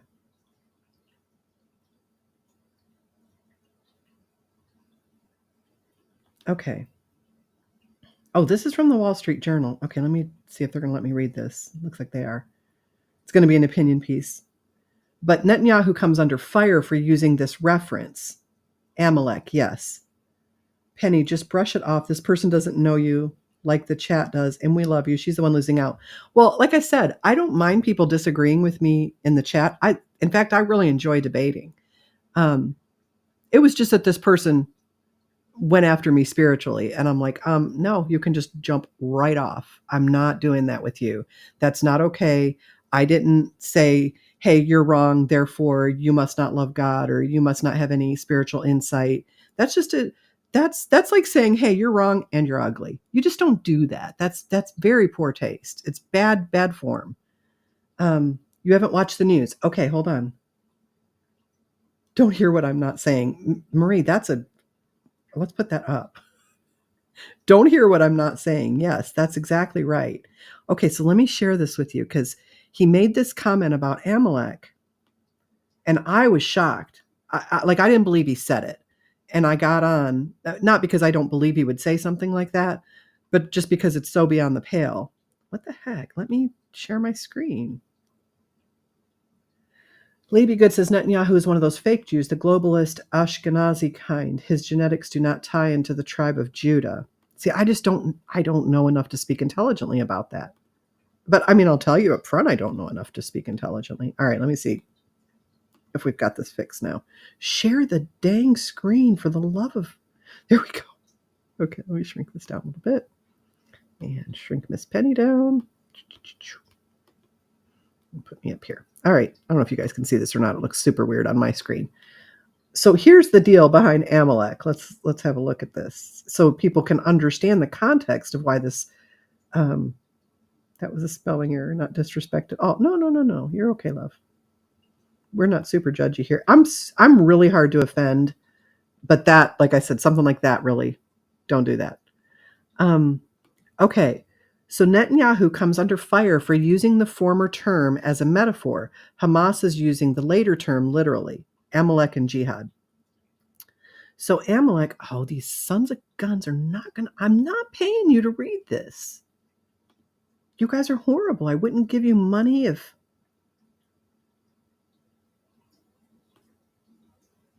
Okay, here we go. Let's look at this. Chad Bad.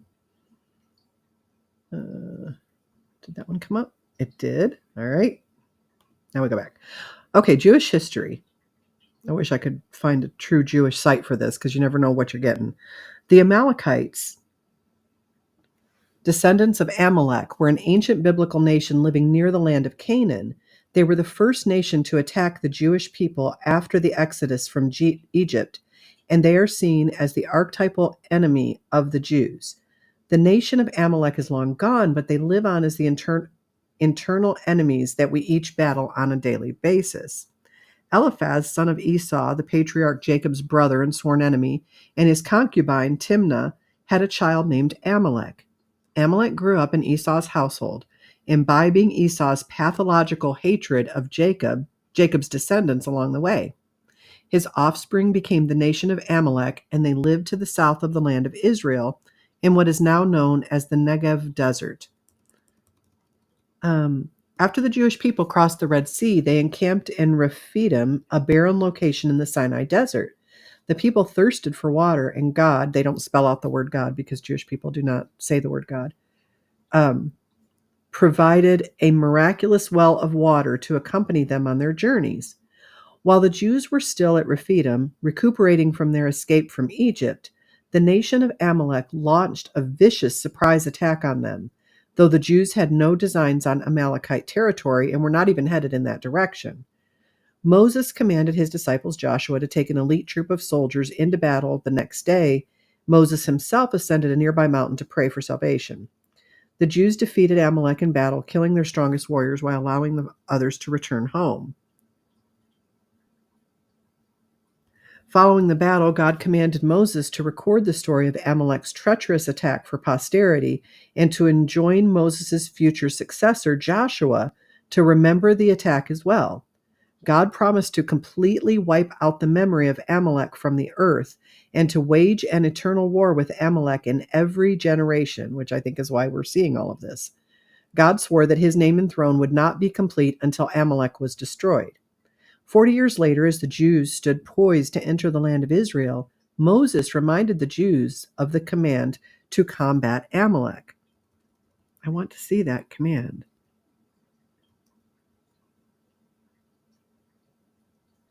In the 40 years of the Jews wandering in the desert, Aaron, the high priest, passed on. The protective clouds of glory that surrounded the Jewish camp disappeared as they were present only in Aaron's merit.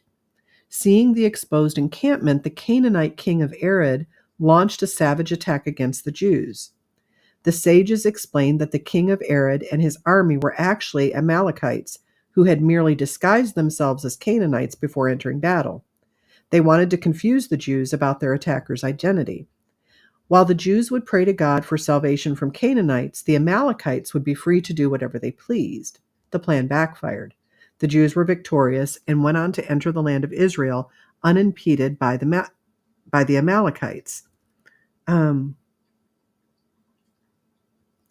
So to remember and destroy. The Torah lists 2 mitzvahs regarding Amalek. 1, to obliterate the nation of Amalek, and 2, to never forget the evil deeds Amalek did. The mitzvah to destroy Amalek implies that no trace of Amalek's existence should be left. So this is why he got in trouble, because the biblical verse basically says, kill every man, woman, suckling child, every ox, everything. The mitzvah to destroy Amalek implies that no trace of Amalek's existence could be left. Nothing, explain the sages, could serve as a reminder of Amalek's name, not even an animal about which it could be said, this animal belonged to Amalek. So that's definitely genocide. When you call for that, you're calling for a purging of the men, the women, the suckling children, the animals, and leave nothing alive. And Netanyahu said that, and I was astonished, and I wanted to look for that verse about Amalek.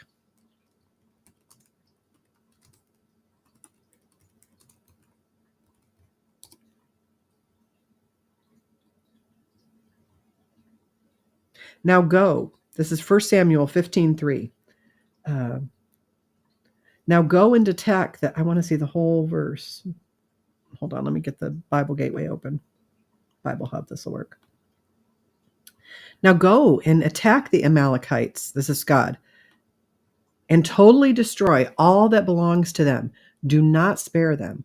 Put to death men and women, children and infants. Suckling infants is what it says in the old version, the New King James, or the King James. Suckling children and infants, or suckling children and suckling infants, cattle and sheep, camels and donkeys. That's 1 Samuel 15:3.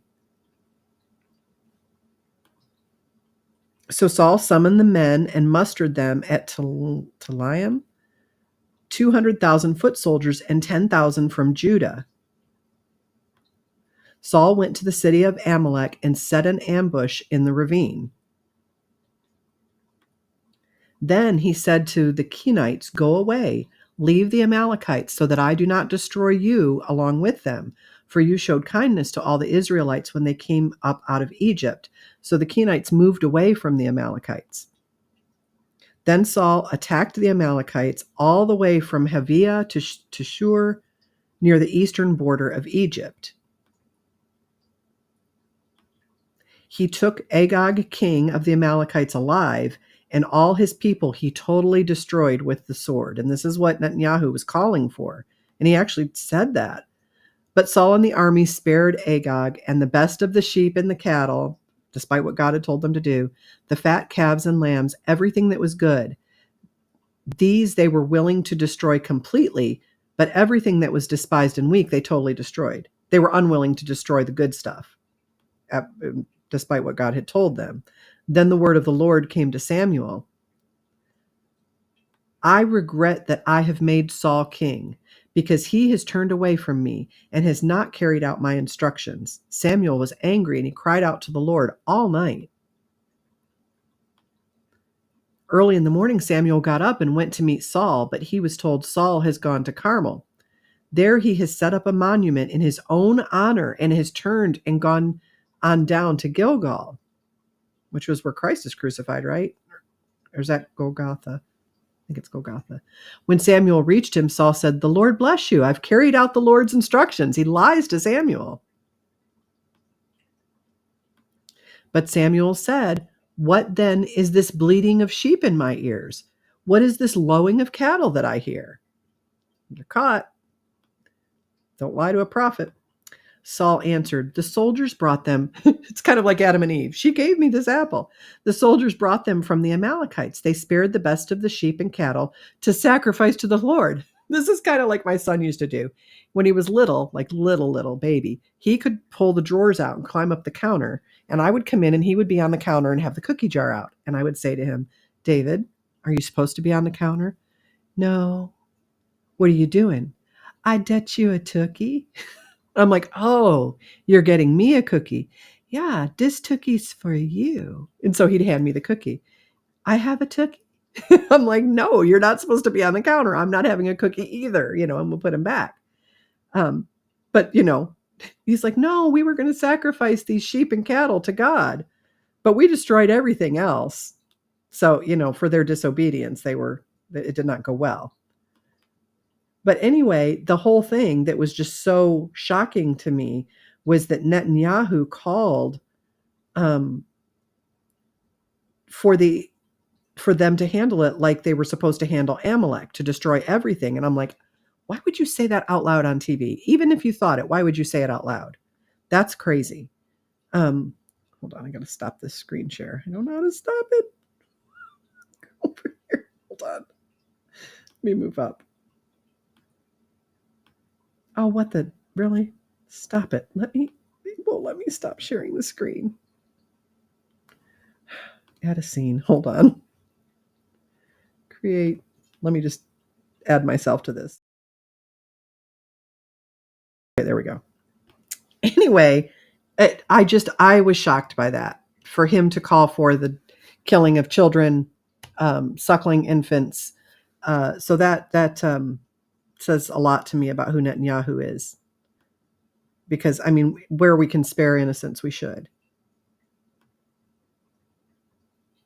I was reading something on Talmud today. 3 years, 1 day is legal to mate. What? Who are we mating with? What is going on there? Salted Cuban cracker, do you have many friends that think as you do? Yeah, that's a good question. I think, it's interesting. We are kind of seeing this generational turn. And my father-in-law always said that there's a pendulum, and it'll swing off balance for so long, but pretty soon that pendulum will come back and it'll correct. And I'm hoping that's where we are. I think so many kids were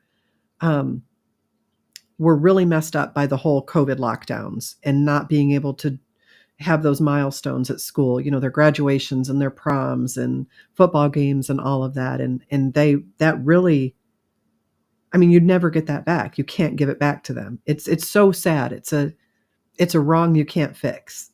And it just breaks my heart because there was no reason for them to miss that.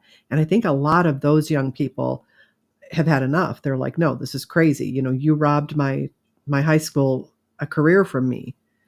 I had to be in a room and be depressed and not be able to be with my friends, even though there was no real risk for me in this illness. I was responsible as a kid for everyone else's health, and that's just not right. Um, I'm 53. I don't want to die. I'm not done living, but there's no, I've told my kids, do not take any more vaccines. I told them not to take them to begin with. Do not take them. If I get COVID and die, that's tragic and horrible. But I would rather that happen than have you take that shot and have something happen to you. And you've done it to protect me, which it doesn't do. It's not going to protect me from catching it. So please don't put it into your body. I mean, I actually had that conversation with my youngest child because he felt bad because he had COVID and I caught it from him, but we both did fine. Salty Cuban Cracker says, well, yeah, I did make many of my male friends conservative minded before the lockdown, mind you. Sure, sure. Did you find that your friends were more conservative minded after the pain of the lockdown? Or do you feel like they went back the other way? I'm curious about that. Men can take what? 3-year-olds as wives, according to Talmud, Jewish oral law. I don't think they still practice it because they do prosecute pedophiles in Israel. And Jewish people here that would do that would be prosecuted as well.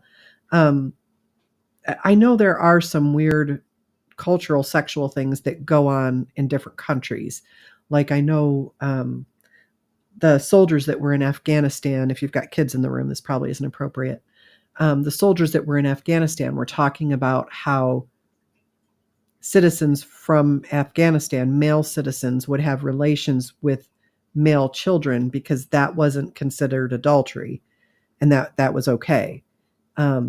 And that they weren't allowed to do anything about it. If there was a child being assaulted in that way, the soldiers were not allowed to intervene because that was part of the culture. And I'm like, wow, that's just, and I'm not saying all Muslims believe that. There are definitely, you've got Sunni Muslims, there's all different kinds of Muslim people. And all of the Muslim people I've known and worked with, a lot of our doctors are from other countries and from Muslim countries, and they've all been fine, peaceful, just average people. You'd let them manage your health care. But, just like there are some really rotten Christians out there that are horrible and bigoted and racist, there are also Jewish people that are horrible. Every walk of life has its miscreants, right? We don't base our whole worldview on the miscreants. But when you look at regions like we were earlier, when we were looking at Burkina, now is everybody in Burkina Faso or Somalia a criminal? No, but they're steeped in criminality, whether they're criminals or not. That is their norm in their society. And when you're bringing bunches of them over, you're bound to get some criminals just in the mix. And when you're bringing them from a country that is mostly criminal, that you should plan your funeral before you go to, I just don't think Trump was necessarily wrong about having travel bans from certain places. Because if that place is so dangerous that you need to plan your funeral and count on no help from American government if you were to be kidnapped or, whatever, maybe those are people that we shouldn't welcome into the country. Or maybe we should be taking a really hard look at that and trying to figure out how to do it safely. But that's not going to happen. So since it's not going to happen, we probably ought to just have a hard and fast rule. Sorry, no. If you want to apply for legal citizenship where we can really vet you, that's fine. But you can't just cross the border. We're pretty sure that, you're not from South America. But even if you're from South America, you shouldn't be allowed to I can't do that anywhere else. If I try to just walk into Canada, I'm going to get in trouble. I'm going to be arrested. If I try to just walk into Israel or Russia or Egypt or, Sudan, anything like that, I'm going to get in trouble. There's laws against that. And we think that's just fine anywhere else but here. Salty Cuban Crackers says the lockdown the first year, it was classmates send me to kind of scared, but by the second year, people really woke up to it. It also depended on the groups. Yeah, perception is reality, right? So you've got a group that is perceiving that there's a real danger. There's a danger to their families. They're very trusting of government. Their perception of restrictions is different. They see them as protective and wise. And at first they were because we didn't know, but within a couple of months we knew it wasn't affecting kids, not healthy kids. There were things that we knew pretty early on that we pretended like we didn't know, that I was screaming from the rooftops and spending all my time in Facebook jail over. I felt like Facebook jail got to be so routine that I eventually closed my Facebook group and had to find someplace else to stream from. But I felt like at least if Facebook was going to keep us in jail all the time, there should be a prison yard, right? It should be a group like any other Facebook group. And this is the group of people who are currently in jail. Because then you could make friends with them. You could trade cigarettes for favors and stuff, or however that works. And it just would have been cool to have some other criminals to hang out with while I was in Facebook jail so many times. I wouldn't even know what I'd done. I'm like, what did I do this? Like one time I published a study from the National Institute of Health. I think it was talking about how, I want to say like how Aleve, naproxen sodium is antiviral against flu. Like I copied the link from PubMed, that's the National Institute of Health. That's where they publish their studies. I copied that from our own government. And I spent 30 days in Facebook jail for it. Which isn't real jail, but still, like I couldn't get my message out. I couldn't help people. And it was just it was so frustrating. And I'm like, I think if you're going to sentence us to jail, there should at least be community. We should have, a little chat room where we can talk to each other and be out in the yard. And I don't know. I think you could make the jail thing very entertaining. That's good here, says Lady Be Good. It's a relief to know people are waking up. Up in liberal Minnesota, none of the people I know are waking up at all. Oh, I don't think you could wake them up. I will say it is interesting to see a lot of the Muslim people who have come here from other countries rebelling against the schools about the whole, agenda that's going on there. It's interesting to see Muslims and Christians coming together to combat that. I mean, that's something I never thought I would see, where they would find commonality and work together, which is a great thing. And I don't think the government expected that. I think they're like, oh, crap.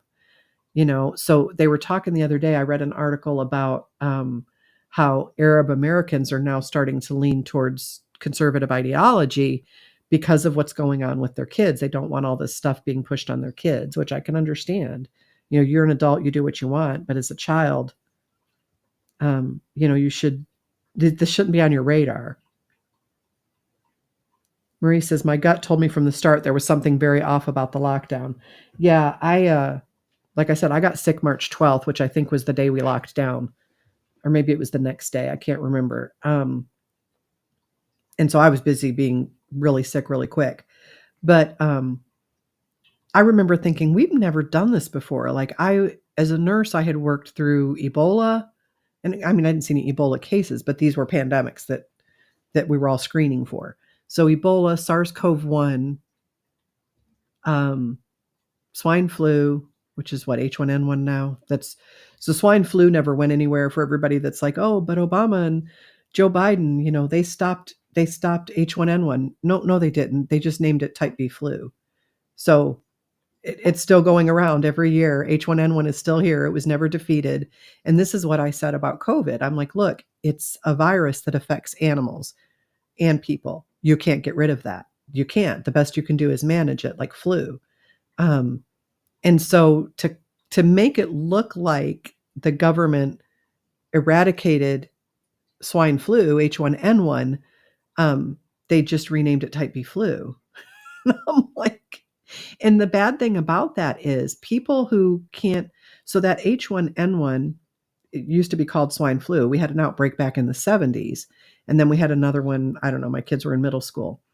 And the weird thing about that is when they made that H1N1 vaccine, they knew that people who had had reactions to the swine flu vaccine in the 70s should not take it.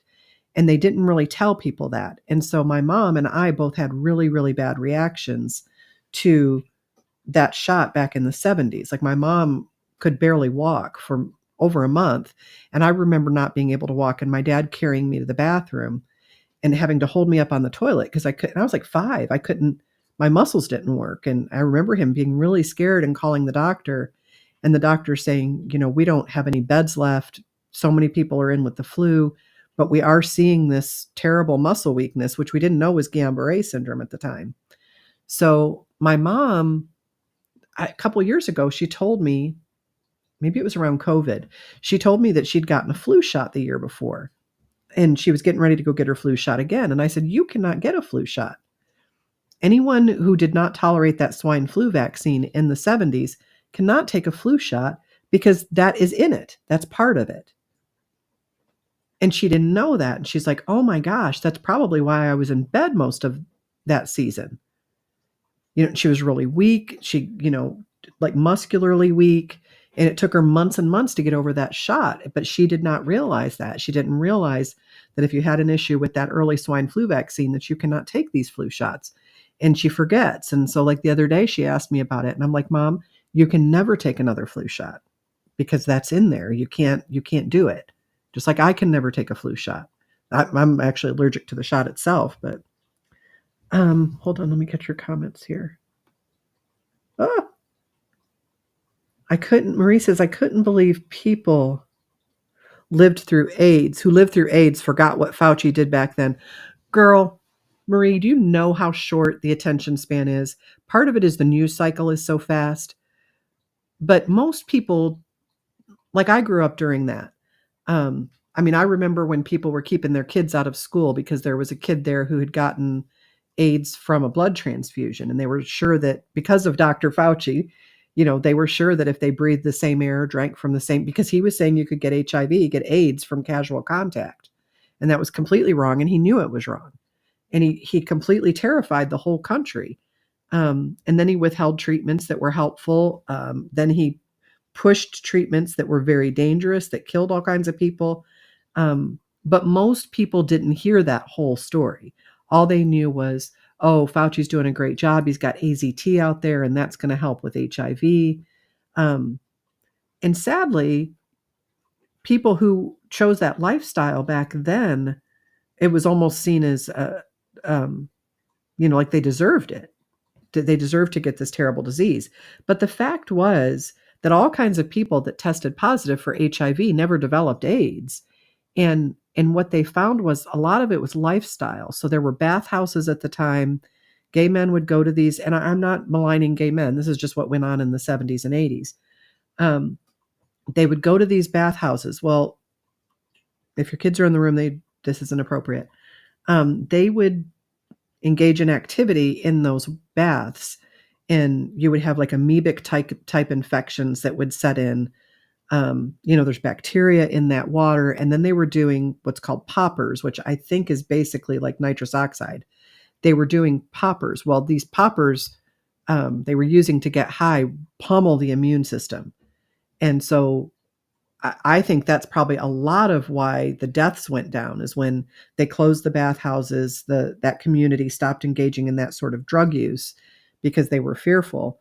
And you saw the infection rate go down. So I always share this story. When I was going through all of the mast cell stuff, they checked me for HIV because I had gotten a needle stick back years and years ago. I chose not to take the antivirals. And, they're like, oh, well, in 10 years you could get HIV. But the risk of you getting it from just a superficial finger stick are super low. And I'm like, I'm just not going to do it. I think I'm going to be fine. And so I didn't do it. And I had to get tested for a couple years and I was fine. Well, when this mast cell, so this was years and years ago, like when I was a new nurse, maybe 2005 or 6. I graduated in 2002. So they were doing this huge workup trying to figure out why I kept going into respiratory failure. And part of that was to do an HIV test. Well, they did the HIV test and it came back positive. And I have to imagine it was actually worse than if they'd told me I had cancer, because cancer I couldn't give to anyone else. And here I'm married, and I'm thinking, oh my gosh, I've killed my own husband. This is horrible. And I was just sick. And so I didn't tell him initially because they were going to do some additional testing, right? So what they do here in Kentucky is if you test positive for HIV, they send your information over to the HIV clinic at UK, University of Kentucky. So I get a call from this lady and she's like, "Hi, we heard you tested positive for HIV and we're going to do this other test and then we need to get you in here and get you started on treatment." And I was just like, I can't believe I have HIV. I just can't, like, my body count is low. Now, granted, my first husband cheated on me, but he was okay. Um, I'm like, that cannot be from that needles. What is going on here? And I was raped in college, but when I was in college, I mean, HIV was around, but it wasn't huge. And this wasn't a person that I know of that was engaging in sex with both parties. So anyway, the whole thing was just a nightmare. And so they did this other test. And then she called me back and she's like, "Hey, just want to let you know your other test was fine." And I'm like, "Okay, so what does that mean? That means like my T cell count is normal, so I'm okay for now?" And she's like, "Oh, no, you don't have HIV." I said, "What?" And she's like, "You don't have HIV." And I'm like, "What do you mean? I had the PCR test and it said I do." And she's like, "Oh, honey, those things are wrong all the time." She said, "You could be pregnant or be on cold medicine or just had steroids or, you had a flu. Anything will cause these things to pop positive. You're the fourth person I've called this week to tell that they don't have HIV." So when they started with these PCR tests with COVID, I was like, I wonder if they're any better than the ones for HIV, because these people had me scared to death for a week that I had given my husband some horrible STD that was going to kill him. I wasn't worried about me.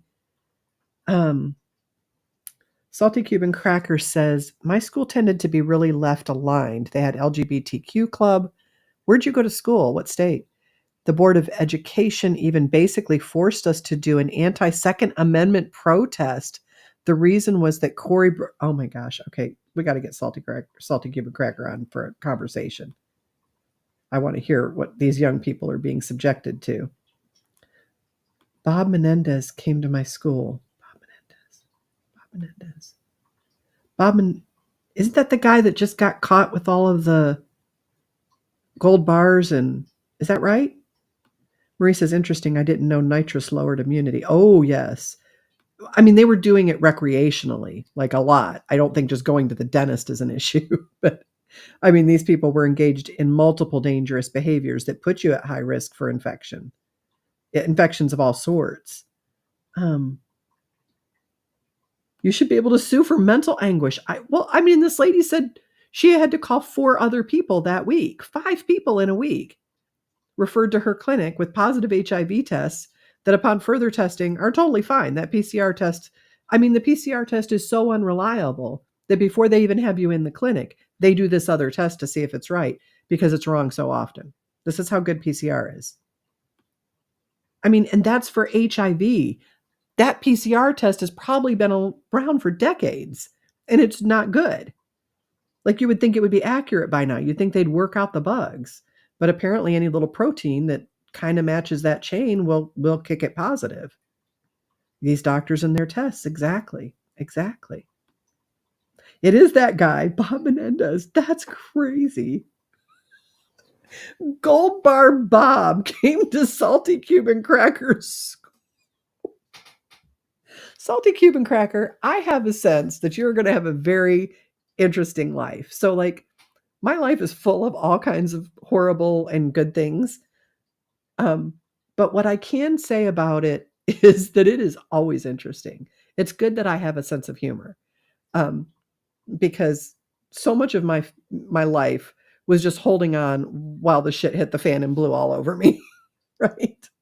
But I always kind of had this positive. So like, this is funny. So I had to go into the surgeon today, right? Because I'm going to have this gastric bypass surgery so that the acid in my stomach doesn't totally eat my vocal cords. And there's no way around it. I'm going to end up with esophageal cancer if I don't go get this done, right? It's not for weight loss. I already had the weight loss surgery. Now I've got to have the surgery I should have had to begin with, right? So I go, and you've got to do this. This offends me. So when you go to have these surgeries done, you have to do like that big 350 question personality assessment. Do you like tall women? I often throw up after I eat. I often drink until I pass out. I'm like, okay, so if I say no, does that mean I often drink, but just not till I pass out? It's crazy. And they ask you like the same questions over and over again in different ways. And it offended me because the first time I had to do this test, when I had my gastric sleeve surgery, I went in and like, you have to get the psychiatrist to sign your form or you can't have the surgery. This is the only surgery I've ever had to do this for. And I walk in and he's like, well, we've looked at your evaluation and I've determined that you are unrealistically optimistic. I'm like, oh, really? He's like, yes. And that might set you up for failure for this surgery. And I'm like, okay, so you gave me this personality questionnaire, right? I filled it out. You reviewed it. You've never met me. We've talked for less than 10 seconds. You've already diagnosed me as not a good candidate for surgery because I'm overly optimistic. I said, let me tell you something. You don't know me from Adam. This is just a loophole that the insurance requires. There is no way you could make any kind of judgment about my readiness for surgery without actually engaging in a therapeutic relationship with me. No questionnaire is going to tell you that. I said, I'm offended by this. And he's like, well, I have to sign off on this. I'm like, okay, well, don't sign off on it then. I don't care. But I'm not going to be bullied. And I'm not going to be told that I'm overly optimistic. And this is somehow a DSM diagnosis that might set me up to not do well in surgery. Let me tell you why I'm overly optimistic. I almost died 18 times in 2.5 years, went into respiratory failure, was on the ventilator in induced comas. I am pretty damn sure I can overcome just about anything at this point. That's why I'm overly optimistic. And it's not overly optimistic. I'm optimistic. I feel like if I beat that, I can probably beat just about anything. And he's like, well, I don't have to sign off on your form and blah, blah, blah, blah, blah. It was total arrogance. And I got up and walked out. I'm like, okay, well, don't sign the form. I don't care. And he signed the form, which proves that this is just a joke for insurance. So when I found out I had to do this again for this surgery that I'm not even having for weight loss, and it's just an insurance thing, it's not the doctor's office, I was like, you got to be freaking kidding me. I've developed some major personality disorder since 5 years ago. But no, you got to fill out the whole form. And I'm fuming the whole time, right? I'm like, oh, this is just so frustrating. And I'm being really opinionated about my answers, like very black and white. And I thought, just let him say something. Well, it was a different guy. And I went in there and I was talking to the nurse beforehand. And I said, I just want you to know that I find this offensive. And she said, what? And I said, this whole requirement by insurance that I have to have a psych eval before I can have a necessary surgery. That I have to have, because if I don't, I'm going to end up with throat cancer. I said, I've had other surgeries that require you to follow a plan and be compliant with certain terms after the surgery. And I never had to have a psych eval to decide whether, I said, I had 3 C-sections.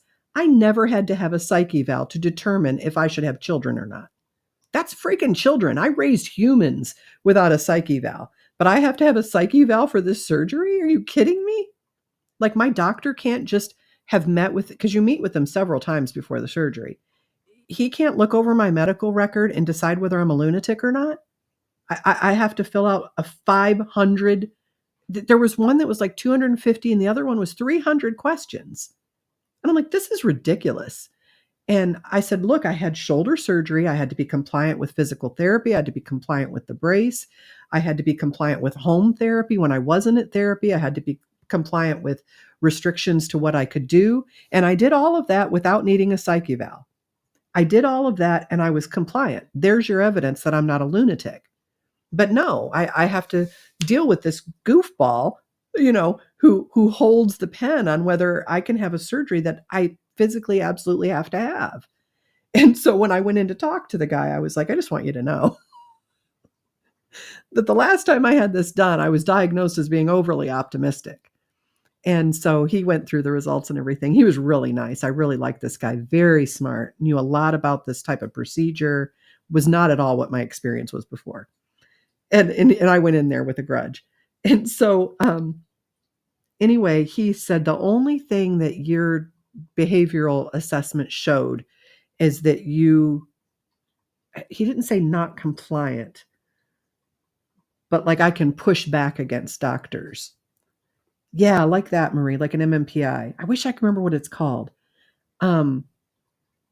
They were long tests, and just ridiculous roundabout questions asking me the same thing over and over and over again. And I was tempted to just fill out ridiculous stuff, but I'm like, don't do that. Don't be an idiot. But I so wanted to.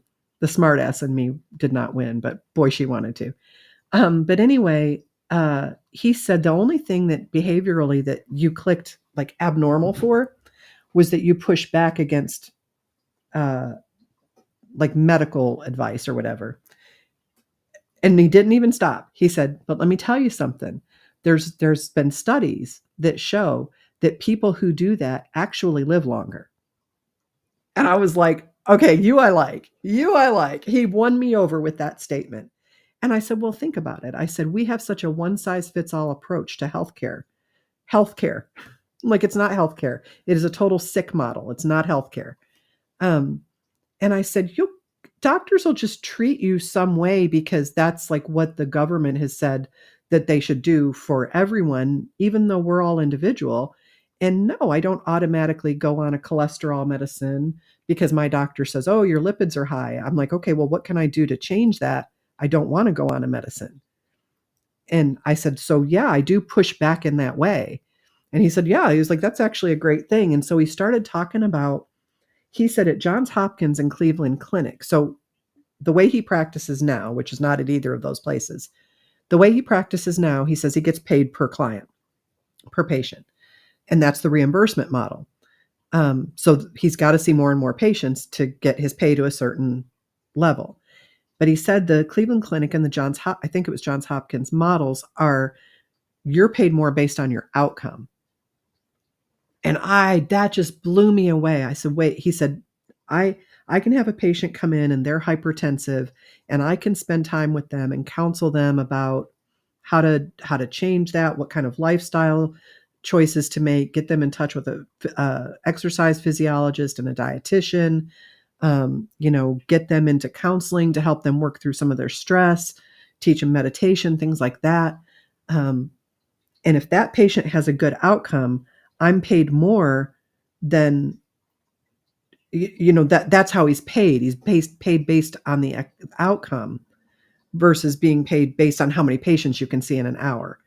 And I said, oh my gosh, I said, that's kind of like the concierge model. So there's a concierge model for those of you who might not know. There's a concierge model where you can like pay monthly. Like there's a place here, it's called direct primary care too. There's a place here you can pay like $70 or $80 a month, go to the doctor as much as you want. They'll try to give you only like the $4 prescriptions so that you're able to afford your prescriptions. They can do stitches, EKGs, basic things in the office, and that's what you pay for. That's it. They don't accept insurance, and you go in there, and if you need an hour with your doctor, you're going to get it. If you have to call your doctor after hours because you busted your finger open, they're going to show up at the clinic to stitch you up. In these models, patients do so much better. And I was talking about how a patient, God forbid you go to the doctor, because if you end up on a med that's not an antibiotic, you're probably going to be on it for life. They're never going to review it. They're never going to go back and say, hey, is that actually helping?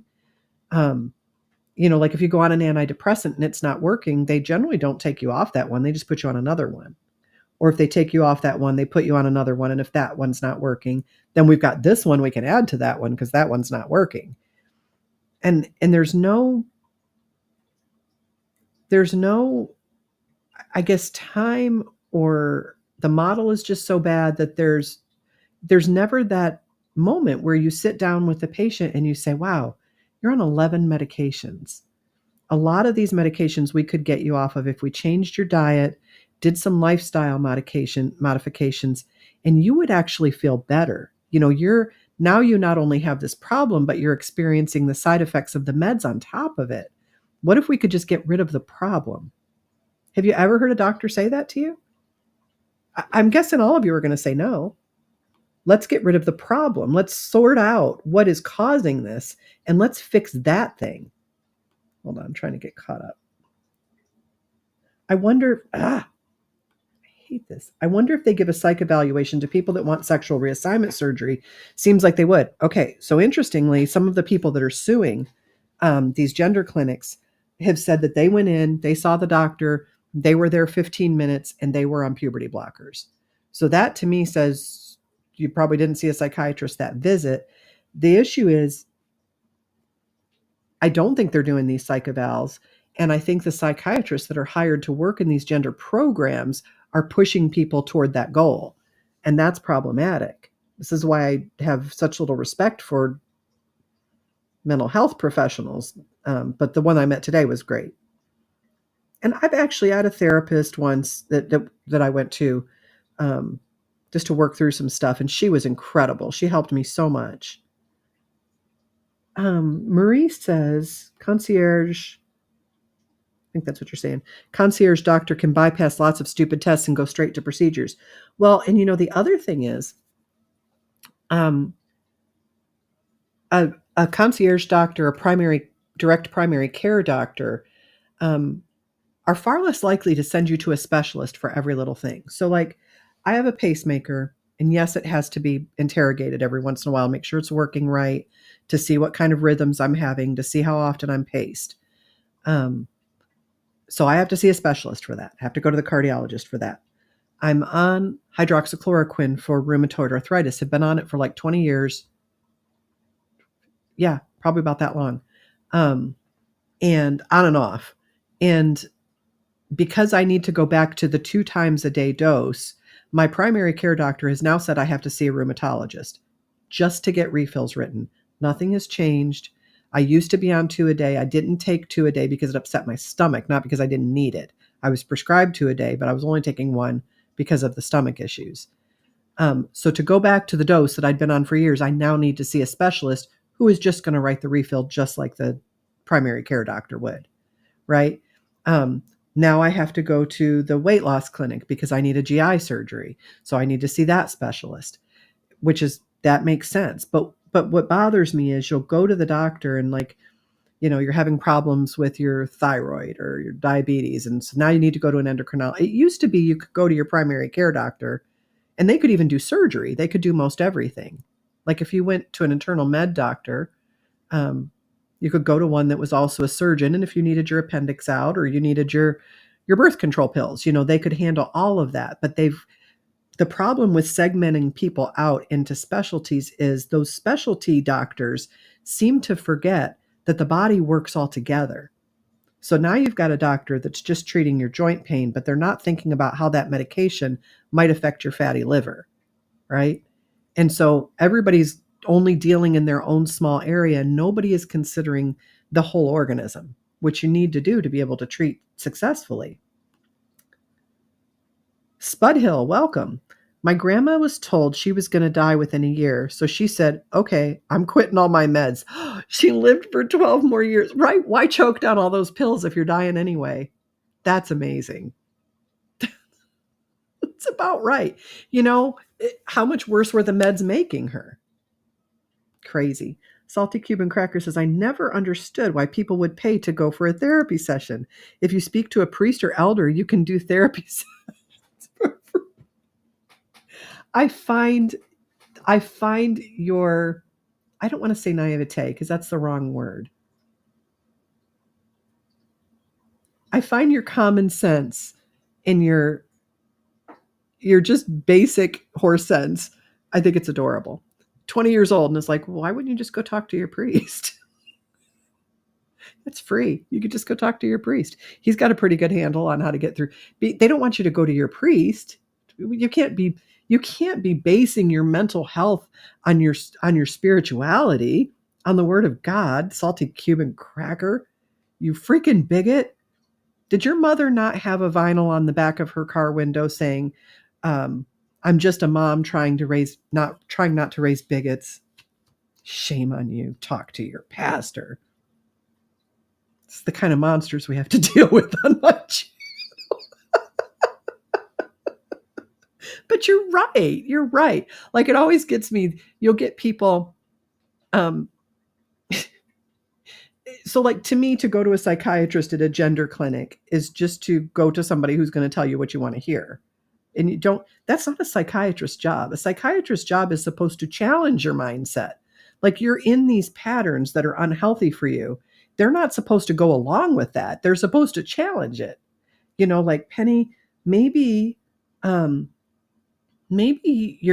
your total avoidance of organizing your pantry and your closets, maybe that speaks to some internal things that you don't want to deal with in yourself, that are better closed away. You don't just say, you know what, you shouldn't have to clean out your pantry or your closets. I mean, cleanliness isn't important and organization is stupid. And you should just be able just to throw crap in there from the front door, just start unpacking your groceries and whiz that sucker right in. And where it falls, it falls. And, if it's disorganized, your husband needs to get over himself. Why should he be able to have any opinion about what? We should take you away from your husband because he wants you to actually put things away properly and have a functional home. You know what I mean? That's what it's like. They're like pushing you down this path, even though we know based on studies that if you let a child who is struggling with puberty, which a lot of kids do, I did, if you let them go through natural puberty, 96% of them come into line with the gender that they are. This is why they are so adamant about the puberty blockers. Because if you let them go through natural puberty, they're probably going to be fine. They might be gay or lesbian, but that's a attraction. That's different than being transgender. And you can't. There's, I just don't want to even get into that. But you know what I'm saying? So to me, if you're going to a gender clinic for gender affirmation, shouldn't they affirm the gender that you actually are and help you come into line with that? At least give you some time to do it, like more than 15 minutes. You go in 15 minutes later, you leave on a puberty blocker. And so I heard this guy giving an argument the other day, and he said, conservatives should be for puberty blockers because that puts off the time that it would take to, instead of having surgery, you're giving this person more time. Well, the thing is, the hormones of puberty, the sex hormones, they mature the brain. They act on the brain. That's how your brain matures. The sex hormones mature your brain over time. That's why it takes time. That's why we don't have a legal age for kids to have sex is 13 years old, because their brain is still cooking. They cannot make decisions like that. So if you let the normal body process happen and you let the chemicals that are supposed to be steeping the brain naturally occur, these problems correct themselves. They don't want the problem to correct itself. They see 96% of these kids will come into alignment with their physical gender, and they're like, oh no. We can't have that. We've got to have a puberty blocker. We can't let those hormones kick in, because if those hormones kick in and this kid aligns with their physical gender, then there goes our lifetime patient. There goes our surgery. There goes our cross-sex hormones. There go all the other surgeries that we're going to have to fix the surgeries. There goes that patient as a pain clinic patient. There goes that patient as somebody who's having to see a doctor because their bones are so thin that they're breaking in their 30s. We know these cause neurological problems. They're acting like they're totally safe. The whole thing is crazy. Never saw a marriage counselor that actually helps and maintains a marriage. Most of them end in divorce. Salty Cuban cracker, I know of one.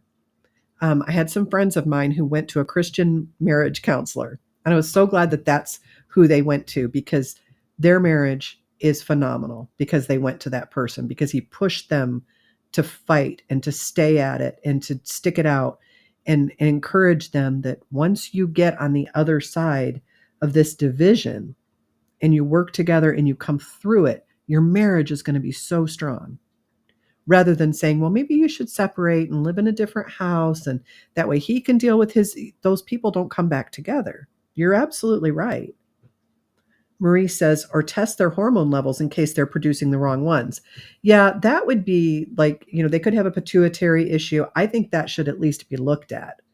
Now, I've looked at some studies that show that kids that are identifying as the opposite gender have the normal amount of sex hormones. What you do find is a whole lot of comorbid psychiatric problems, depression, anxiety. What is that one where they have like that explosive disorder where they're rageful, where they're have inappropriate bonding to the parents. There's a lot going on in the home that is outside of what that child can control. We do find all of those things seem to come together. And now what we're seeing is in certain parts of the country, you'll get 20 little girls from the same school who have all decided that they might be boys. And I'm not making this up. And so, I mean, when my mom was a kid, there was this rumor going around, this misinformation, that the urine from baby diapers could heal your acne. So kids were saving their younger siblings' diapers so that they could apply urine-soaked cloth to their face to cure their acne. Teenagers do stuff like that. Girls jump headfirst off bridges. They do all kinds of crazy things. And so they were noticing this trend, and some of the gender clinic people were talking about it. And they were like, it's so interesting because you'll get, 20 kids in from this one school, and then we find out they all know each other. And I'm like, okay, so is a bunch of kids knowing each other now a risk factor for being transgender? No, of course not. It's that their friends are doing it. The school is making it a very, I'm trying to be delicate. The school is making it like a privileged group, special treatment and things like that, and special attention, and you can get away with this or get away with that because you're struggling with your gender, and the lower you set the bar, the lower the person will rise to meet that. So true, Salty.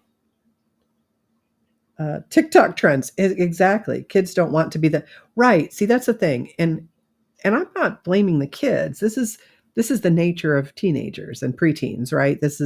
They want to be accepted. They're struggling with body changes. Dealing with the opposite sex gets super confusing.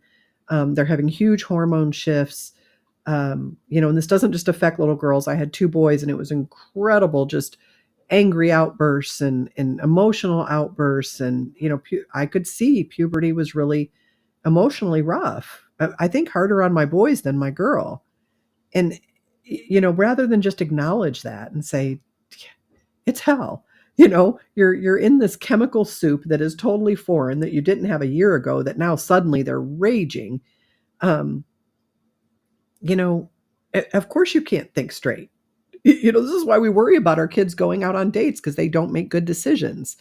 This is why we tell them, be careful, wear your seatbelt. No, you can't have anybody else in the car with you because you're so distractible, and that would be unsafe. All kinds of other guardrails we give our kids. Buffering bad, gonna have to catch. Yeah, it's good. Let me see if it's good on my end. Hold on, love. Hold on. Let me turn the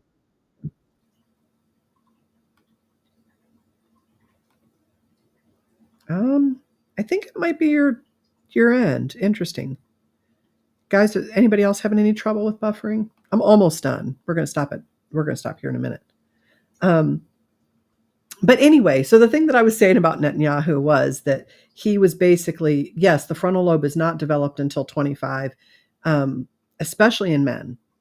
It just takes a while, and that's not a slight against men or anything. This is how the human body works. It takes a while to mature out of that impulsivity. And they're not impulsive because they're immature people.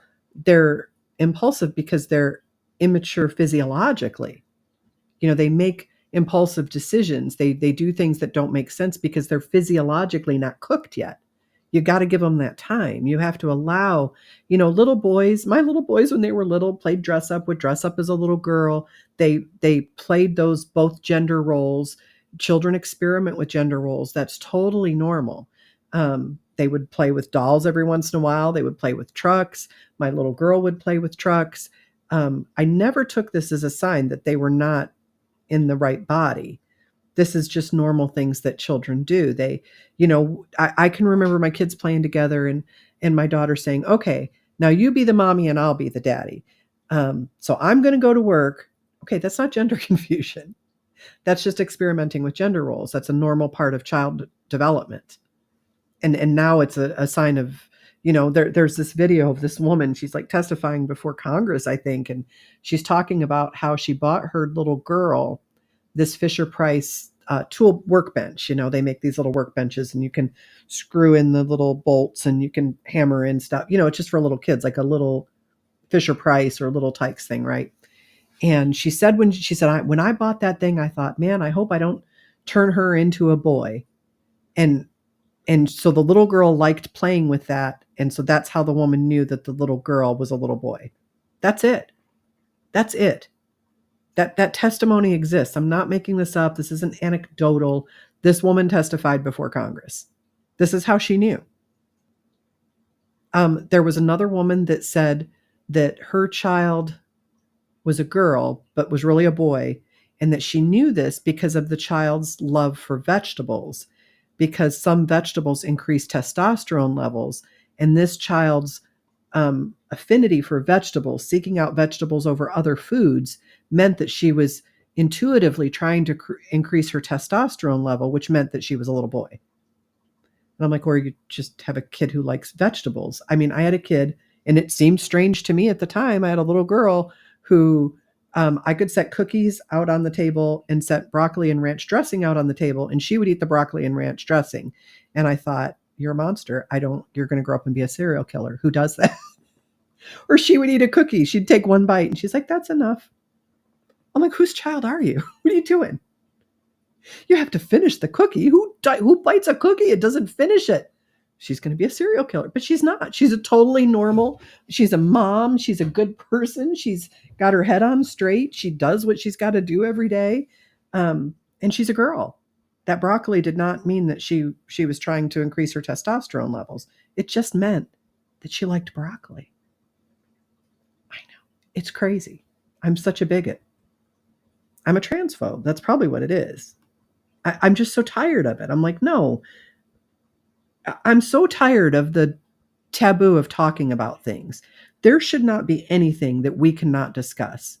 And for all of this, oh, you're discussing it makes you a hater or a transphobe or a bigot or a racist. And I'm like, does it? Like, even broaching the topic now? I'm otherized now. I'm maligned and marginalized just because I want to talk about the issues. And it's so funny. This friend from church, and his name's Eb, and Eb and I were talking one day, and I said, you should come on my show. And I said, because Eb's a black guy, and I said, I would like to, I wish I could figure out whose comment that is and it's Marie's. Try going out and refreshing. I keep forgetting to take the comments down. Hold on. Maybe if I just go here. I don't know how to stop it. I can't make that comment come on. Hold on, I gotta find it. There it is. Okay. No, I forgot what I was talking about. Oh, just being called names. I'm just tired of it. I don't think I address anything in an ugly way. I mean, just because you don't like what I'm saying doesn't make me an ist or an obe, I'm not a racist. I'm not a phobe of anything. I'm not scared of transgender people. I am disturbed by the idea that we're letting this influence toddlers. I think that's kind of crazy. I mean, toddlers are just experiencing the world. You have a time where your little one will identify more with mom, your little girl will identify more with you, and kind of do the things she sees you doing around the house. And then all of a sudden she becomes daddy's girl. It's just normal. And she eats her veggies. Yes, she does. Your friends you want to have on. Oh, Eb, yeah. So Eb and I were talking, and I said, he had put out a thing on Facebook saying that his little boy was very scared of the police because of things he had seen on the news. And so he wanted to fix that because he's like, I've never had any problems with the police, and I don't want him to be fearful. And so I told him, I said, hey, you might reach out to this friend of ours, this mutual friend, whose son is a policeman, and maybe get them together so that he can be with a policeman, outside of what he's hearing, and maybe monitor what he's hearing on TV and on the radio, but like give him some positive interactions with police, and you'll be able to kind of counteract that other thing. And he was young. He's too young to really go into it deep, like, he's 5 or something. But I had talked to him, and I said, what do you think about this? Does this make me a racist? Does that make me a racist? What do you want to be called? Are you a black person? Are you a person of color? And he's like, I'm a black guy. It's fine. And I'm like, well, where did person of color come from? He's like, I don't know, not us. I think you guys thought that up, And I thought, man, I need to have him on and do that talk because I think it would be good for people to see that. Salty Cuban Cracker says, I was the same way as a kid. I would always prefer dinner meals than eating desserts. I would help my grandfather with roasting the pig. Eating pork was my favorite. Salty Cuban Cracker, my mother-in-law was from Argentina, and her parents were from Italy, and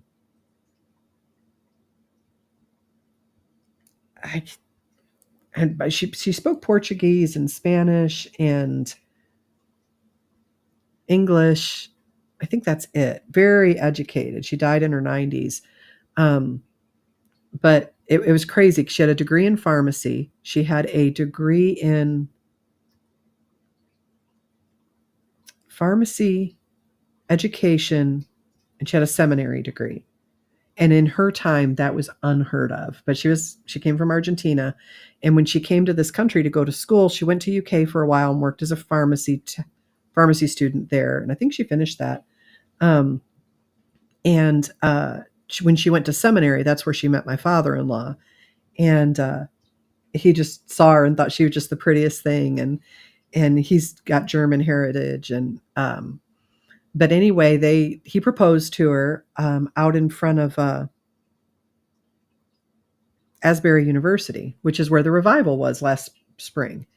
And on this bench out in front of Asbury. And she accepted, but she had to go back to Argentina because her student visa was done. And she had to go back and wait for her citizenship. So she had to go back for a year. And so my father-in-law, when he took her to the boat, he dropped her off on the boat, and he packed in his car a refrigerator for her family as a gift. And so she took this refrigerator on the boat, and she went back to Argentina, and they wrote letters back and forth for a year until she got her citizenship. And then they were married, I think, in Argentina, and then married here. I can't remember quite how that went. But anyway, it's interesting because, she'd be like 100 now. So for a woman from that many decades ago to have that much education was almost unheard of here in the States. But in Argentina, that was fine. So just interesting, the cultural differences. But anyway, she was just such a lovely person. I always tell this story. The first time I met her, she had just a little bit of dementia. She was getting pretty confused. And that's kind of the stage of her illness when I came along. And so we went up there to visit, and Don was back in the den with Dad showing him something on the computer, and I was sitting with Mom having coffee. And she said, oh, you love my Donnie. I can see it. Just so sweet, And I said, I do. And so we talked for a little while, and I don't remember what we were talking about, but she put her hand on my arm and she said, oh, querida, your spirit is so big. It shines all about you. And I thought, oh my gosh, I'm just going to put you in my pocket and carry you around with me. The sweetest, most affirming woman I've ever met in my life. Um, it was just crazy. And she was just like that. I mean, to the end, till I mean, she couldn't speak there at the very end, but I mean, the nursing staff all loved her, and just a very, very sweet woman. But when Dawn was a kid, she worked as a teacher, science teacher at the high school, and so many of those people came to her funeral, remembered her. And she was a pastor's wife, and she was a pastor herself. She had her seminary degree. So I just wish we'd had her longer. I wish I could have known her more and known her when she was when she didn't have any kind of Alzheimer's. But anyway, I'm going to end there for tonight. It's 10:11. We've been on almost 3 hours. Thank you for joining me. I really enjoy you guys. I was so excited to share the ornaments with you guys, um, and I'm excited to make some more. I'll try to make some videos of making them so you can see that this is something you can do. Salty Cuban cracker, you can do it. Um, it requires little to no skill, I promise you. But I'll work on that tomorrow and see if I can get some videos up. I did want to plug. I need to get some promo videos going. But if you didn't watch on Wednesday, so Wednesdays we have book club. Wednesday mornings at 10:30 Eastern, we are reading the Josiah Manifesto by Rabbi Jonathan Cahn. Great book. We read The Return of the Gods. I liked Return of the Gods better, but this one's really good too. And it's just so prophetic for the time we're in. We're on the last leg of it. I think we're going to episode 5 and we'll finish it Wednesday. But come in because it was so interesting. Every time we've opened it, it's been really topical to exactly what's going on. And Wednesday was, and you can go back and listen to them and get caught up. So there's that. Also, we're going to be starting a show called Girls Night Out, and it's going to be me and my friend Frida and her cockatoo Cece.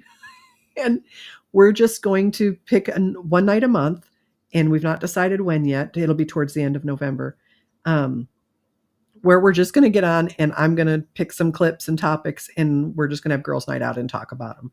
And I think that'll be a lot of fun. I think you guys will enjoy it. It'll give you a break from, all of the news and the craziness of the world. And she is insanely funny. We are ridiculous together. So when I messaged her about it, I'm like, hey, what would you think about? And so I sent her, if you guys have ever seen the show Fresh and Fit on Rumble, I could just get so much content from that show because it's so ridiculous.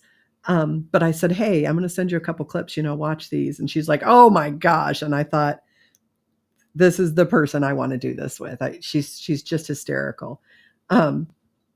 She told me, she said, you know what? The other day, she's had her bird a year. And she said, the other day I said butthole, and Cece said it just as clear as day, butthole. And she's got a video of it, and it's hysterical. And I said, could you teach the bird to say, that sounds like bullshit?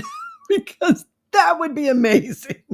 Especially if the bird could get it right and do it when it's appropriate. So look forward to that. I'm going to be working on some promo videos for that this weekend. I will have her on. We might do the first actual show in December because my kids are coming up for the 17th for Thanksgiving. So that's getting really close. I don't know when the surgery is going to be. So I got to try to work it in there.